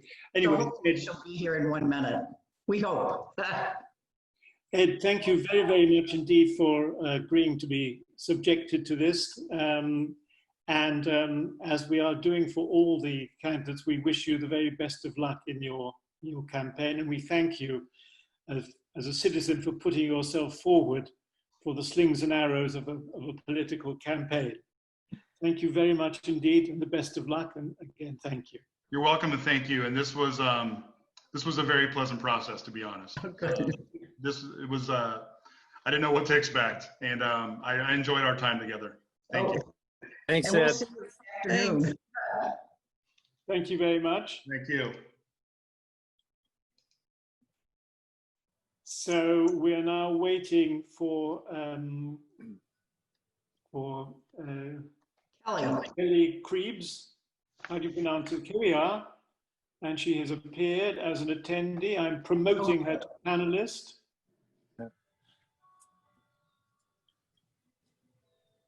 And I'm now asking her to unmute and to start video. There we go. Kelly. Hi there. How do you pronounce your second name? It's Kriebs with a long E. Kriebs with a long E. So Kelly, I'm David Gordon. I'm moderating this session with the help of a steering committee. We'd like you to talk about yourself, not for the whole half an hour, but just for 4 minutes, just to give an idea of who you are and what you're like. And then we'll start pummeling you with questions. Okay. So over to you. We have a half an hour in your pleasant company. Great. Thank you so much for inviting me, and thanks for your patience with my tech issues. Yes, as we said, my name is Kelly Kriebs. I have lived in Sierra Madre for almost 11 years with my family. We live on Manzanita and Lima. I'm sure this group has lots of opinions about whether it's Lima or Lima. So we live right in the center of that controversy. And I've raised 2 sons here. They are now 13 and 16. Both went to public school here in town. In fact, my youngest actually went to the community nursery school in Sierra Vista Park. And we've been involved at all levels of school. I volunteered in their classrooms, obviously at the nursery school, as well as the elementary school throughout. And both my sons played Little League. We are a 110% Little League family for sure. So about 3 years ago, maybe a little bit longer now, 4 years ago, I joined the board. I sort of looked around and said, you know, we love this experience. We love everything about it. And I know there's hard work to be done. And I want to make sure that there's good people doing it. And I want to help. And I want to make sure that it stays a great experience for everyone to come. So I'm still on the board. Even though my youngest son is now out of Little League, I stayed on primarily because the field use agreement between the city, the Little League, and the Softball League came up for renewal at the end of last year. So I stayed on to help negotiate and put that into place. And now we've been extended, so I'm on an extra extended term. So yeah, so I can't get enough of Little League, and I'm really love my service on that board. Professionally, I'm a lawyer. I've been an attorney for over 20 years. I'm a transactional lawyer, which means I don't go to court, which is awesome. I do transactions and mostly buying and selling companies. In fact, right now I'm helping a client sell a big division of their company to a competitor. So, you know, a lot of what I've done throughout my professional career is negotiate, you know, bring parties together to a, you know, mutually satisfactory end. And I feel like a lot of those skills, the negotiation, the consensus building are really, you know, going to be important skills if I am successful in getting elected to the council. I think a lot of that professional work, spotting problems, coming up with solutions, and then helping people come together and get to an end point is going to be important. You know, I'm running for council primarily like I joined the board for Little League. I love living here. I think we need you know, good, hardworking stewards of our city. I think we need people who are practical and sensible and want to make good choices. I'm happy that the city is in good financial shape. I mean, even in the 11 years I've been here, that hasn't always been the case. So I want to make sure that we continue to make smart financial decisions so that we can continue to provide all of the services and support all of the community events, I think, that make it so special to live here, you know, the reason why we all live here. You know, I was particularly surprised or pleased, I guess, to hear that we had a surplus in this last budget, which, you know, allowed for some of the support of the businesses during the quarantine. And I think that's, you know, that's important to have those surpluses so that we can be flexible when things come up. You know, who knows how much the fire is going to cost, for example, and it's good to be in a good financial health so that we can respond to that and not have things like that, you know, really put us in bad stead. So, you know, I mean, my primary, I see the role of the city council folks as representatives of the community. I don't have a long list of things that I'm anti this or save the that or a long list of my own agenda. I've done a lot of calling and talking to voters and residents one-on-one and finding out what's important to them and what positions they take on some of the issues that we know we're going to be facing the council in the next in the next term. So I'm really interested in just hearing people's thoughts. And, you know, there's so many people who are so invested in the city and the city's future that, you know, and who have been here longer than I and, you know, have depths of knowledge that I, you know, can't pretend to have about certain things. And so I've really enjoyed talking to just a whole swath of people throughout I can't do this. Thank you, Katie. A whole swath of, you know, people throughout town. You know, one of the greatest things I think about running for office in a small town is, you know, I'll have a call list of people I'm calling, and every 8th or 10th name, I'm like, oh, I know them, or I recognize that name, or, you know, I'll have an address and I can picture in my mind, like, you know, where they are in the city, and it's nice to have that familiarity. I can't imagine, you know, sort of running for any other office where you're sort of like out in the faceless unknown talking to people. I like the fact that, you know, everyone sort of is connected, and it seems like almost everyone, not everyone, but a lot of people I talk to, there's, kind of 6 degrees of separation. We sort of know somebody who knows somebody, and I haven't even been here that long, and so I love that aspect as well. So that's a little bit about me, and obviously I'm here to hear from you, and obviously I know generally what's important to this group, but I'll be interested to hear what your questions are and get even a better sense of it. Thank you very much, Kelly. Starting with Matt. Hi, Kelly. Matt Bryant here. Hi, nice to meet you. Nice to meet you. Kelly, you hear the term overdevelopment often bandied about. As you know, Preserve Sierra Madre, one of our core missions is to prevent overdevelopment. And I just wanted to ask you what that term means to you, particularly how it applies to Sierra Madre.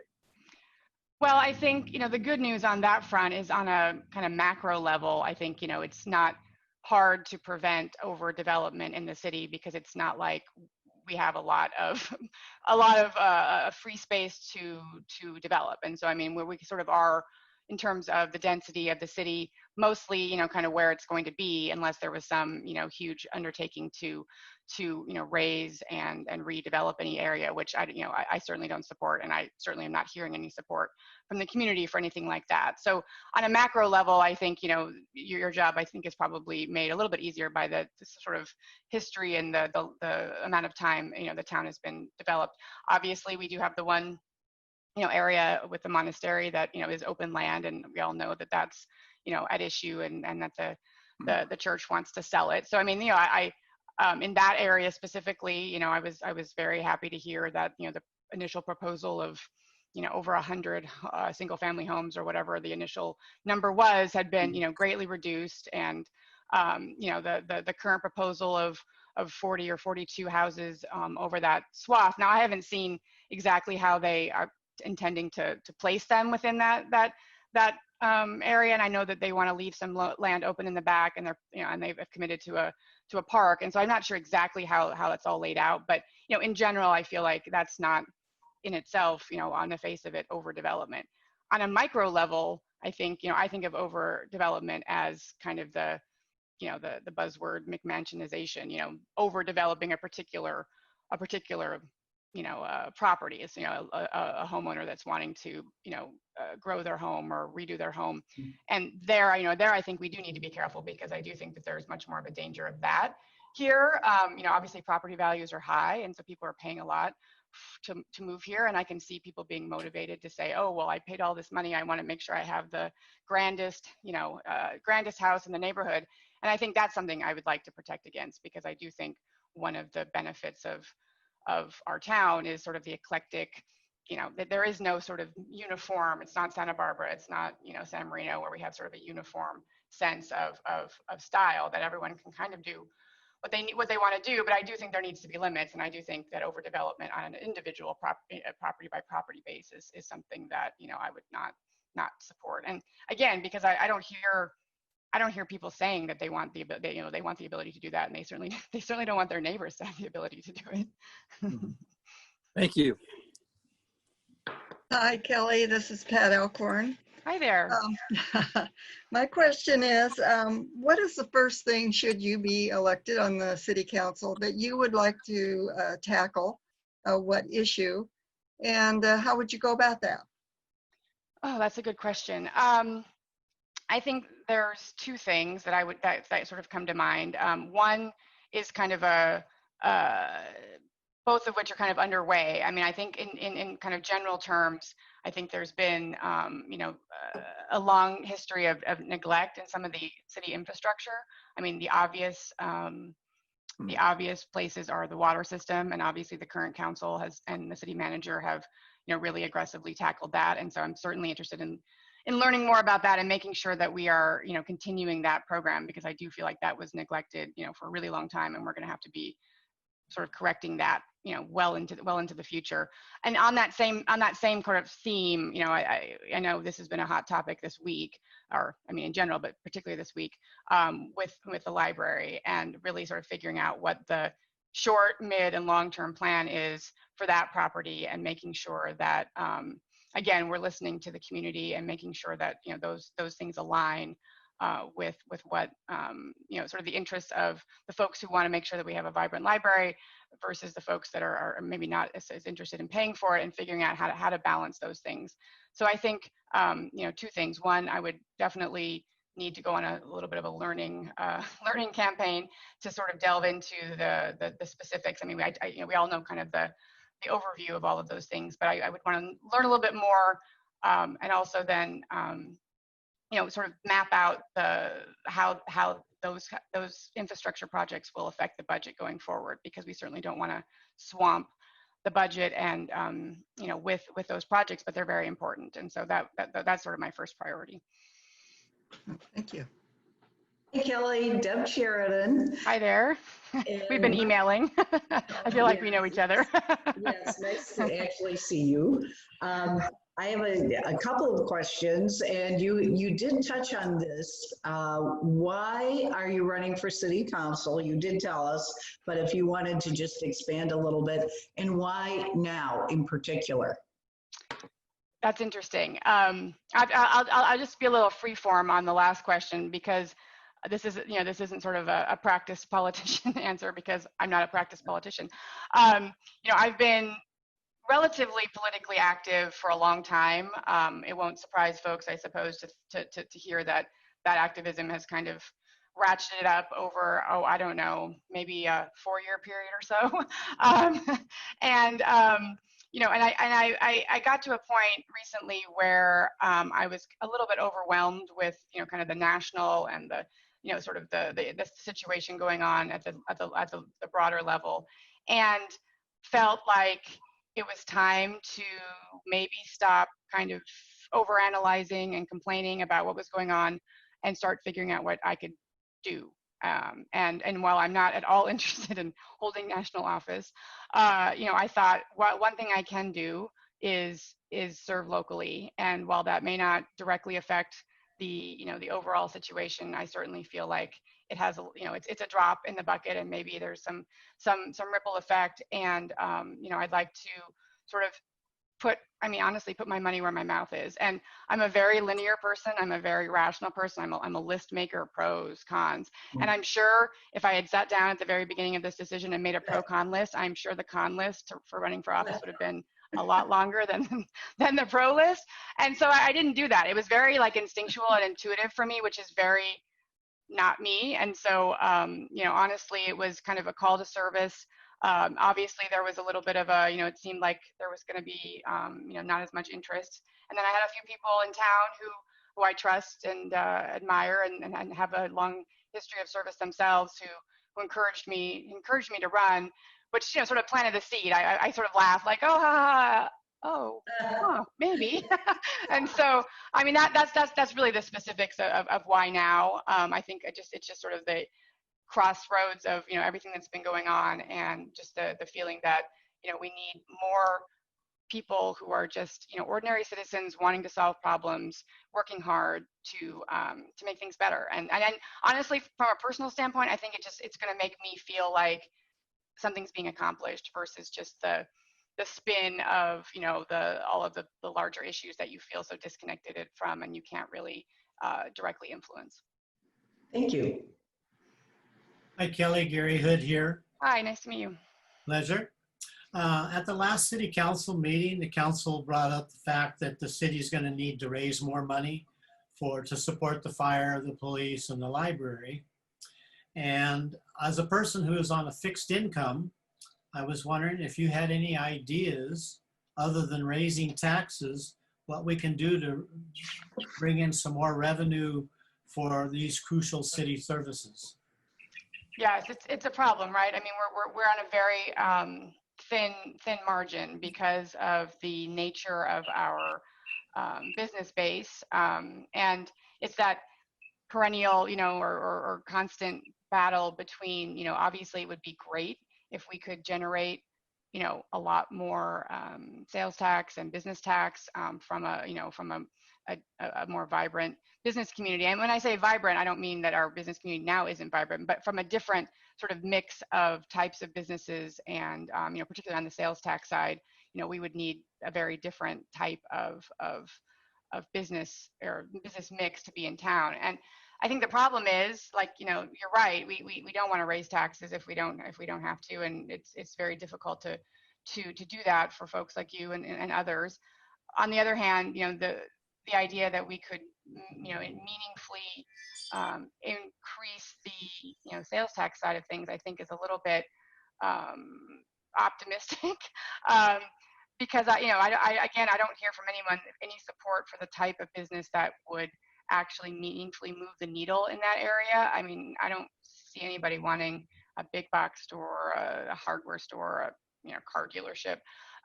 So I struggle a little bit with that, because you're right. I mean, there's this tension between, obviously it'd be great to be generating business revenue, or sales tax revenue from the businesses, especially because that's not just the burden of the residents, because you can attract folks from other places, and so it's not just being supported by folks who live here. But on the other hand, I know that there's wouldn't be sort of public support for the development of a business district that you would need to sort of meaningfully support the budget with that kind of income. So I struggle with that a little bit, as I think most do. And I honestly don't have a lot of creative, financing ideas. I know that, that there was a long and hard study and analysis done when they decided to, look to pass the UUT. And I know that, that was determined to be, one of the better options for a lot of reasons, primarily because it was one that, kept all of the taxes here, and we didn't have to share with the county and with the state level, agencies. And so, I mean, I do think that if there is a need, we need to think about, those kinds of options that maximize the benefit locally, so that we're not, taxing people and then sending a portion of it out of the city. I was told that Sierra Madre, the city of Sierra Madre, pays the highest taxes in the state of California. Have you heard that? No, I have not heard that. And I find that hard to believe, because, like, for example, Monrovia, like, they have 4 or 5 parcel taxes. So their property owners are paying quite a large amount of money that, we don't have a parcel tax. So I don't know. I've not heard that. So no, I don't know where that. Doesn't sound true then, right? No, I don't. No, I don't. I wouldn't. I mean, I need to know a lot more information about where that's coming from. I think, people feel like our utilities costs are high, and that's probably true, because there's the combination of the rate, given that we have our own utility, and then also the additional fees that we're charging to be able to support the infrastructure. But I mean, unfortunately, it's the current residents that are sort of paying for what residents for years basically, I mean, I want to say got for free, but pretty close. I mean, so there was a lot of years where there was no investment made in any of those systems. And so, especially folks who have been here a long time, I sort of view like, well, you had to enjoy that, and now we're kind of paying the bills on the back end. And unfortunately, people who are newer to town are, kind of disproportionately bearing that. But, I think people seem to think it's worth it. And obviously, each new person that comes into town and buys a new house, that also helps the budget, right? Because those properties then get reassessed at a, I mean, more than half of our budget is property tax. So, right, I mean, the most important thing we can do is maintain property values and attract new homeowners, so that we can, get out from under the Prop 13 incrementalization and get some of those reassessments, so that those property taxes go up. Kelly, have you had any experience with any of the commissions, any of the city commissions?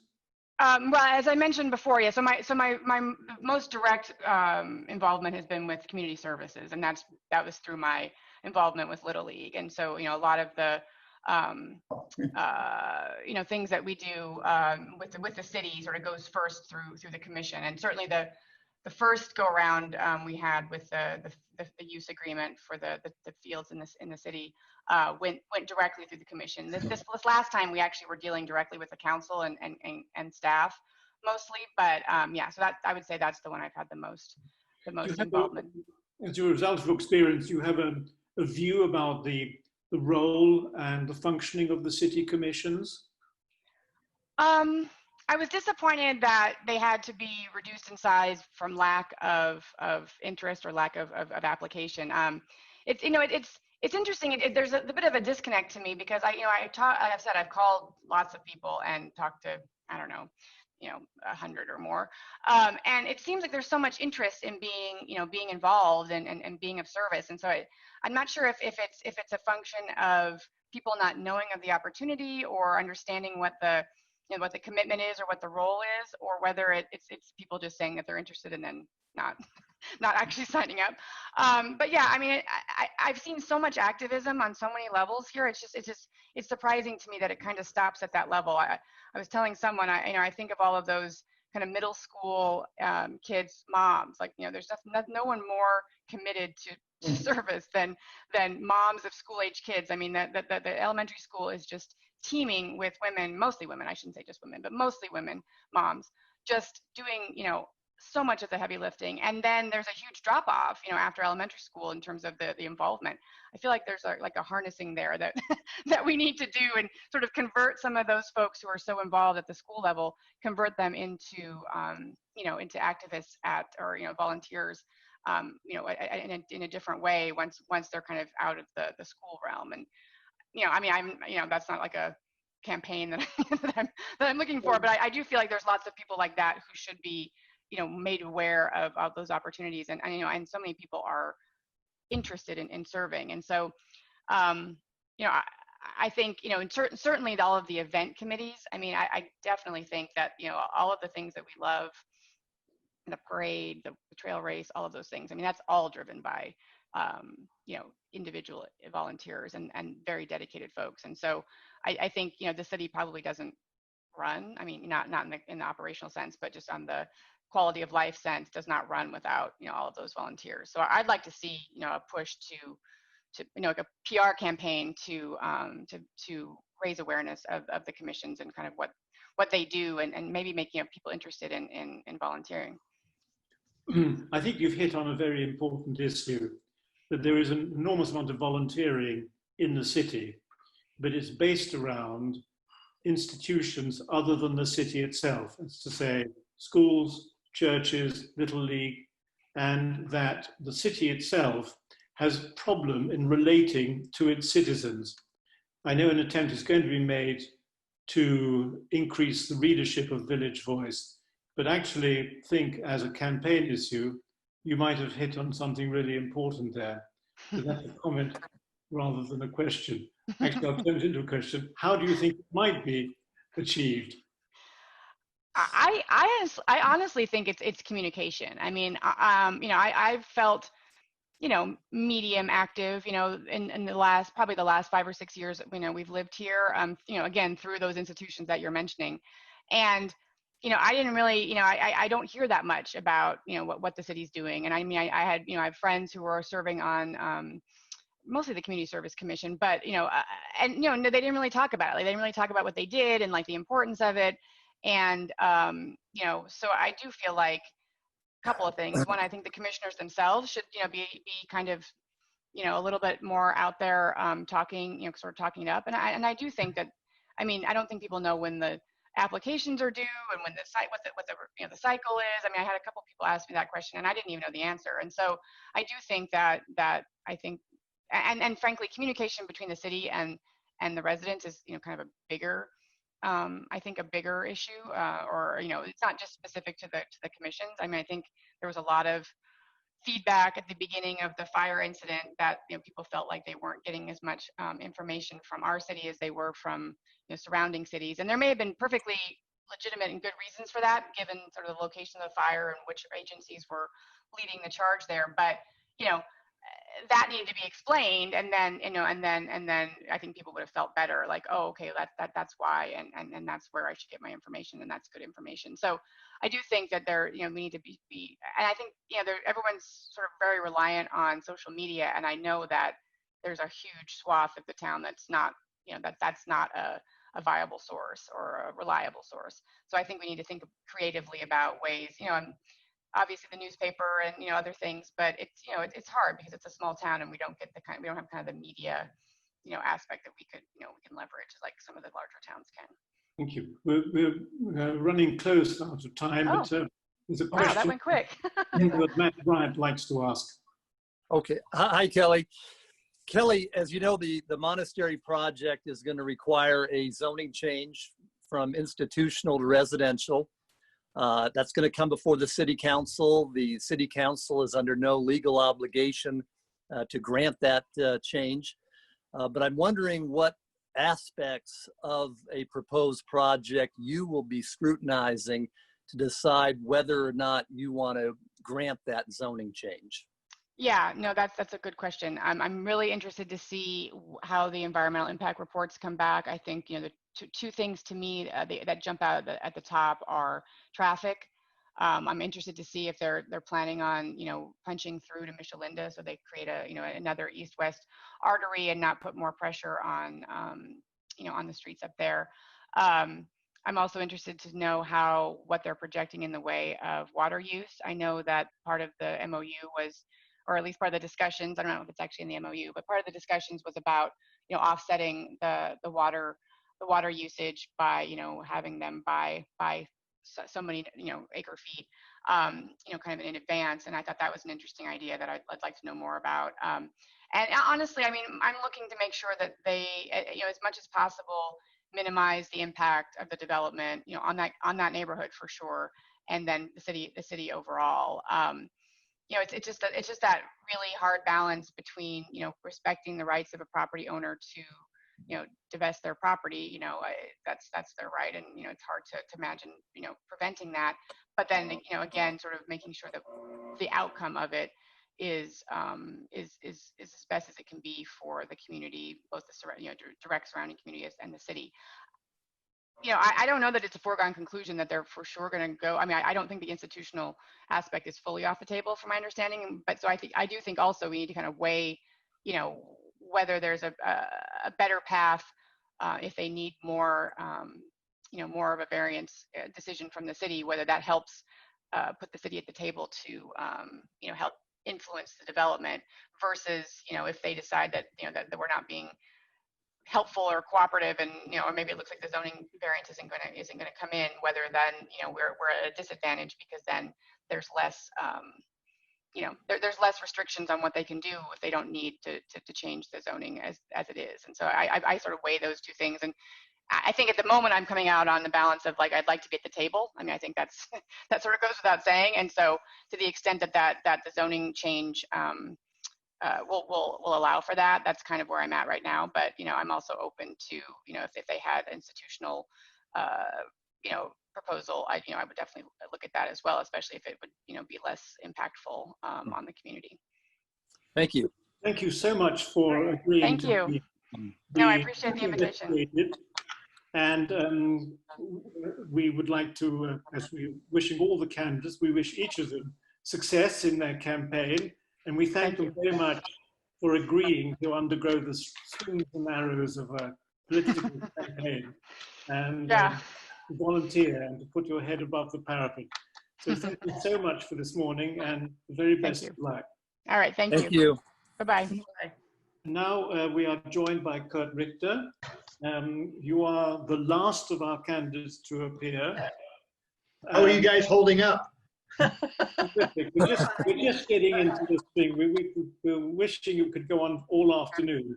Yeah, right. And some of us, and some people who are in Sierra Madre, I'm not there at the moment, will no doubt be coming along this evening to see you perform once again at the Women's Club. This afternoon, yeah. Good afternoon. Looking forward to it.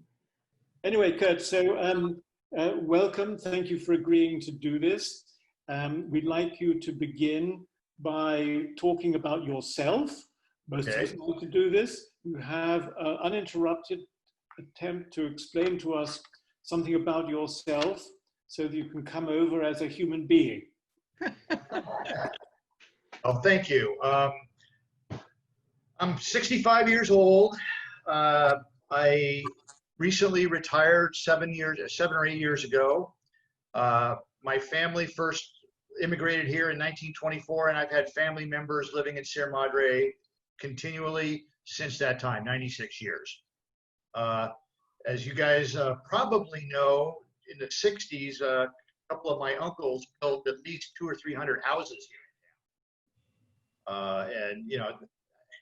And to me, not the greatest houses in Sierra Madre. Some of them have been remodeled and are nicer now, but they were 60s track houses.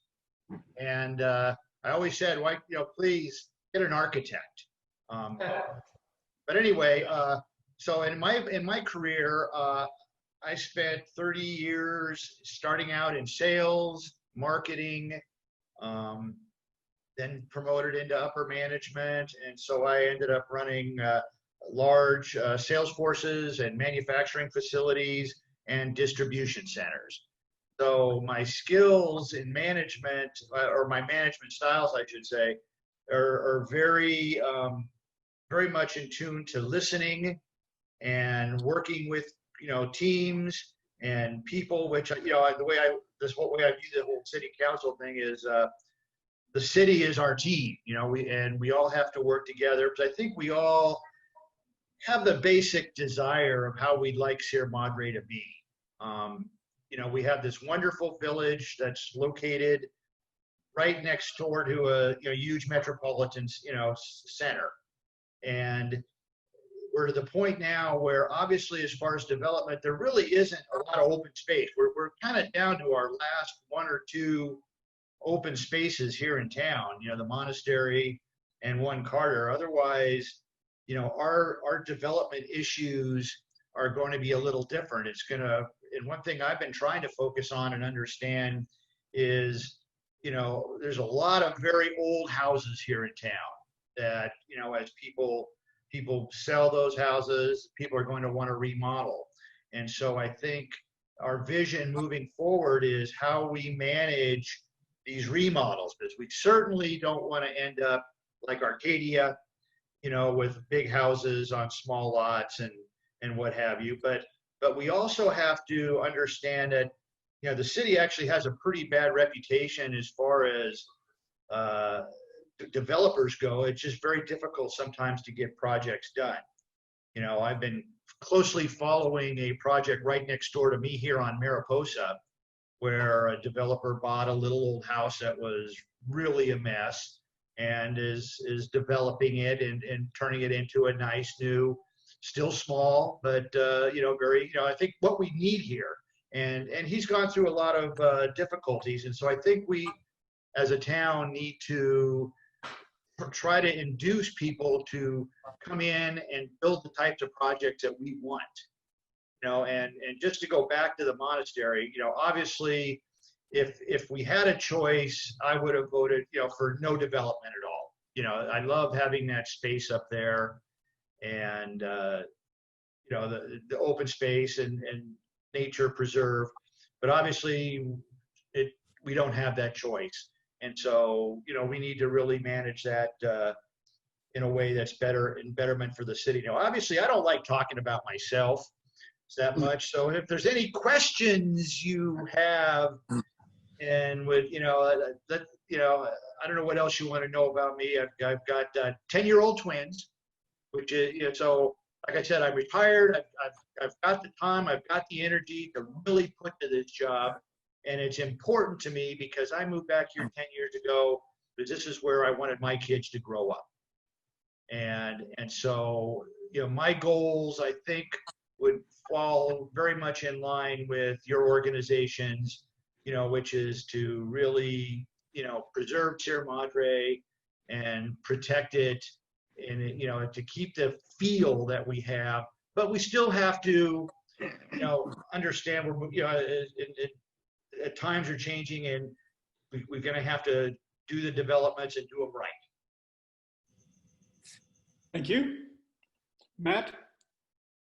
Yeah, hi, Kurt. Matt Bryant here. How you doing? Pleasure, Matt. Kurt, you pretty much answered my question regarding where you see the overdevelopment threat kind of coming from in Sierra Madre, from remodels and things like that. And so I want to ask you how you balance the, private property rights of an owner that, say, wants to tear down a one-story home, build a two-story home, or somebody who has an existing one-story home that wants to add a second story. And let's say, hypothetically, you have one-story homes on each side. So when they do that, that's going to impact adversely on the privacy, on the views, and quite frankly, the values of those next door neighbors. And that's an issue that has occurred quite often in the Highlands up in Arcadia, where you have these one-story, ranch style homes, and they were building these enormous McMansions that, were sandwiching in the poor one-story homeowner who bought maybe 30 years ago and expected to enjoy those same, views, privacy, and all that. So I'm wondering how you balance that between those, really inherently conflicting goals there that the homeowner has and the neighbors have. I think reasonableness is important. Now, I spent many years, I lived down in Laguna Beach, and they have some very strict codes and laws where you cannot affect another person's view. They are protected. And I think that with some reasonableness, the city should probably have codes that would reasonably protect and try to balance between the two. But if something is going to really, somebody's got a beautiful mountain view and somebody wants to block that with a home, I would say that we need to possibly control that from happening. And Kurt, just a quick follow-up on that. I know with the design review changes that are being contemplated, right now, if you want to, add a second story, you have to go before the design review. But they're thinking about taking that away. And that's a pretty big change. And I know I was one of the people that fought to have that, two-story or second story that can really potentially impact on the neighbors go through that design review to try to mitigate the pernicious effects on the nearby one-story neighbors. I would agree with you on that. I think we have to have some reasonableness, but like I said, it really is not fair, and like I said, I come from Laguna, where views are essential, and I think that's an important part here. We live in these mountains, where there's beautiful views and privacy. The town likes its privacy, people, the way the whole neighborhood is. And it's what's difficult too is because there's a lot of houses that are older, smaller, and very close to each other. And so the risk of building up and really affecting neighbors is great. So I would think that we need to really look closely at making it difficult to do big expansions, that would negatively affect the neighbors. Thanks, Kurt. I just know that from my perspective, living here, I know what I would want, and I wouldn't want something huge going next to me that's gonna, where they're gonna be staring into my backyard and, making it uncomfortable. Thank you. Kurt, this is Pat Alcorn here. Hi, Pat. My question is that what would be the first issue, should you get on the city council, that you would like to tackle and to make sure that this makes Sierra Madre better and for all the citizens, and how would you do that? Well, right now the monastery is on the table, and so I think that needs to be a focus. But there's still so many unknowns. How can we say what we want, but we don't know what we're getting necessarily? There's ideas. So I really think that the design review issues need to be looked at, because there's, like I said, there's a lot of homes that, are going to need to be remodeled. And I think we need to have a plan so that people coming in know what they're able to do when they're coming in. And, and there's other issues, like I mentioned the house next to me. Right next door, there's a house that really needs to be condemned. And I haven't had a chance to research, but maybe you can help me. What is the process that if you have a house that nobody lives in, and it's just vacant and overgrown and a fire hazard and a hazard if kids got in or homeless. You know, I haven't been able to really get a good handle on what the city can do. I think the city has an ordinance for that, so you Okay. might go down to the planning department Okay. and talk to them about it. I will do that. Are there any other issues that are coming before the city that you would like to talk about, like infrastructure or whatever? Well, you know, I think that, you know, the water infrastructure is so far behind the 8 ball. You know, it's what, 70 years, you know, too late. And I think they've done a reasonable job of putting a patch on it and, you know, with the budget and getting to the work spot. And I think that's the strategy we need to do, because I don't think raising our water rates to try to, you know, massively fix everything right now is what the people want. We're already on the higher end of water rates. And so infrastructure, you know, I think we need to stay the course and just do the best we can and make good decisions as they come up. Thank you. Hi, Kurt. Deb Sheridan. Hi, Deb. And my question is, why did you decide to run for city council and why now? Well, I always had this thought about getting into politics. Even when I was in college, I was going to, my plans got a little grandiose because I was going to start my own party. And I was going to call it the Renaissance Party, because of course Renaissance means rebirth, and I was going to stand for the rebirth of logical thinking. And that was going to be my mantra. But you know, like I was down at San Diego State, and you know, was surfing and traveling to Mexico, and kind of got sidetracked. But I always had the love of wanting to make a difference. And you know, I was so blessed to be successful and to be able to retire. You know, when my kids turned 2, I figured, you know, I was going to switch jobs, and you know, I just figured I don't have to work, so I'm going to, you know, raise my kids, and I've got the time and energy, and I really think, and the love of Sierra Madre, that's what I think I can bring to this is just complete dedication, logical thinking, rational thought, you know, the ability to listen to all sides and then make the best decisions for the city. Thank you. I'm not a politician. I'm not accepting campaign donations. You know, I'm just thought I'd throw my hat in the ring, and because I think I could do a great job. Hi, Kurt. Gary Hood here. Hi, Gary. Good to see you again. Good to see you. Good to be seen. I didn't recognize you without the mask. Yeah.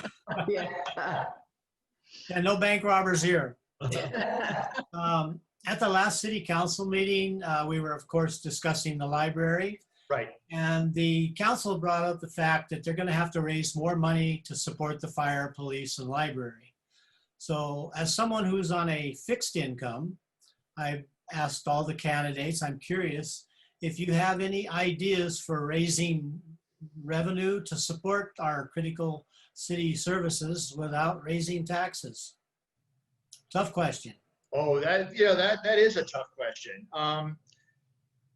Well, I know most of the city's income comes from property taxes, right?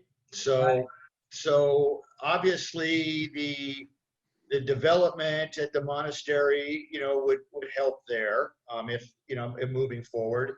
So yeah, maybe that's one thing the city should factor in is, you know, what the income, you know, how is the city going to make the most money off of that project? Let's see, you know, obviously because property values and property taxes here in town, you know, are already high. You know, I mean, Sierra Madre, the values are almost out of skew but everybody wants to live here. But as we develop and homes are sold and they're allowed to be remodeled, then those values are going to go up. And when they're sold, then they're going to be reassessed. And then obviously the property values on those developed homes, the property taxes will go up. So that should increase. I think we just also have to really understand what we want, because I think that with everything we see going on in the world, I really think it's important that we keep for the police department, because that way it can be managed and has that a closer knit feel to the community. We obviously want to keep the fire department. That would be, definitely a goal, but I would say that having our own police would be of a higher priority than fire department. And just, we're going to have to just try to balance the budget and do the best we can. Obviously raising more taxes, we've already done that once. Once a year. Yeah, that's been going on quite a bit. So, I think we just need to keep, as things turn over and values, the property gets assessed higher, then our income will increase as a city. Kurt, have you had any experience with the city commissions? No, I have been busy. I follow. I go online. I watch watch the city council meetings. But my kids have now reached an age where I'm not spending quite as much time. I have to. And quite frankly, just to be fully honest, I ended up going through a divorce earlier this year, which now has created more time for me to get involved in this stuff. So I have an 89-year-old father who I manage all his affairs. I also run a charitable foundation that I support, actually, and have been supporting several of the local nonprofits here in town with the Richter Family Foundation. And so my ability to work on the commissions, I have not done it up until this point that much, but I plan on doing more of that in the future. There's a question that has been submitted by one of the attendees. Have you heard that it continues to be an issue that people who are not white do not always feel comfortable in Sierra Madre? What do you see the role of the City Council in promoting racial diversity and racial acceptance in Sierra Madre? Well, that's generally my experiences here in town have not seen that. There's been a couple of instances, a guy that I talk to all the time who walks his dog. I know he was harassed one time. And I know there was a thing, on Facebook where somebody was out walking their kids. I think that those are not issues that are generally a big problem here. There's always people that are, nervous and don't understand or are uneducated.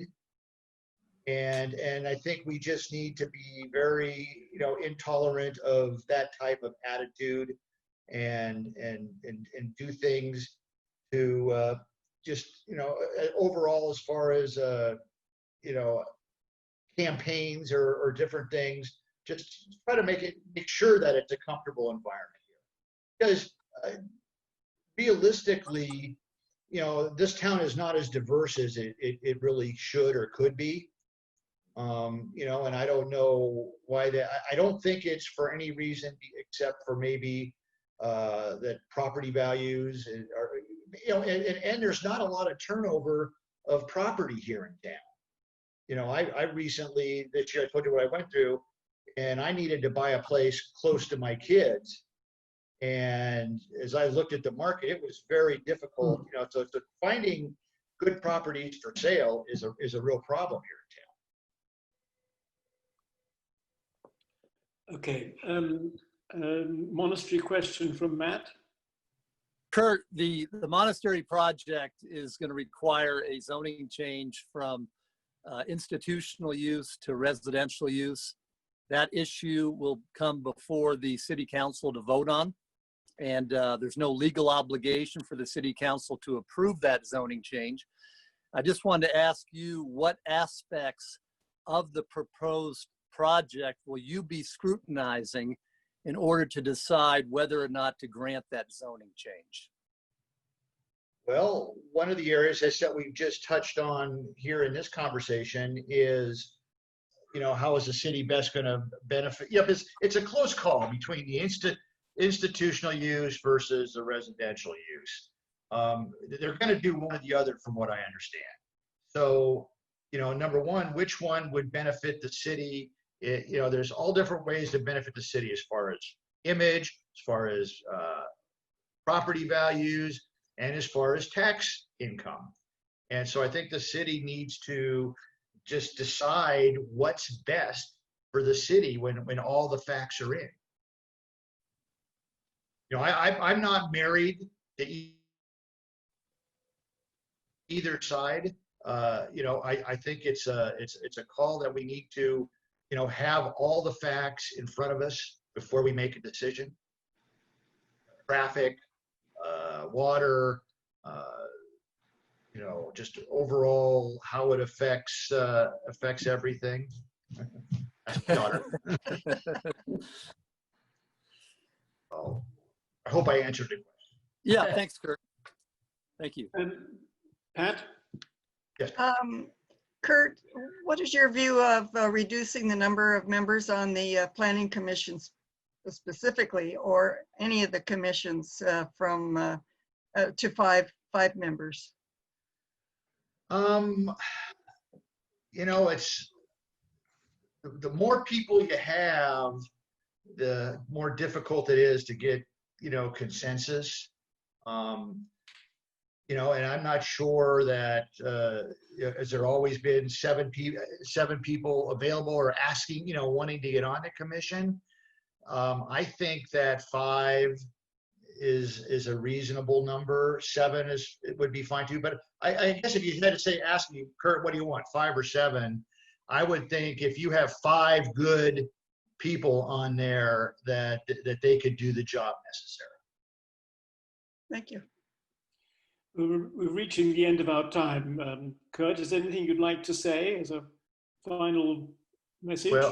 Well, I just want to say I appreciate the work that your group does, and any group that puts the interest of Sierra Madre first. And I think it's funny because you go on Facebook and you see a wildly divergent opinions on a lot of stuff, and I think that's why I think reasonableness and rationality, and I think your organization is just looking out for the city in general and the overall interest, so that things don't get done wrong. And so I just want to say thank you for what you do, and I would look forward to more involvement with your group, either whether I'm elected or not.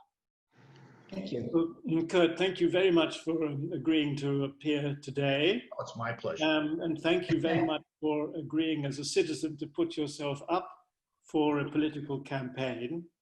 And we wish every single candidate that appeared before us success in their campaign, and we wish that to you. So once again, very many thanks. So this brings us to the end of our forum for candidates. I would like to thank the attendees who managed to stay through the 4 hours of this marathon session for sticking with us. It is our intention, once we figure out the technology, to post this which has been recorded onto our website, so that if you've missed a particular section, you'll be able to get back. So thank you to my fellow members of the steering committee, and everybody should go out and have a really big lunch. So thank you and goodbye. And Well, I've got baseball practice now, and then the forum this afternoon. So, We'll see you there. and I can afford to skip lunch anyway. Thank you all. Appreciate it. Thank Okay, you. then. Bye-bye. Bye-bye.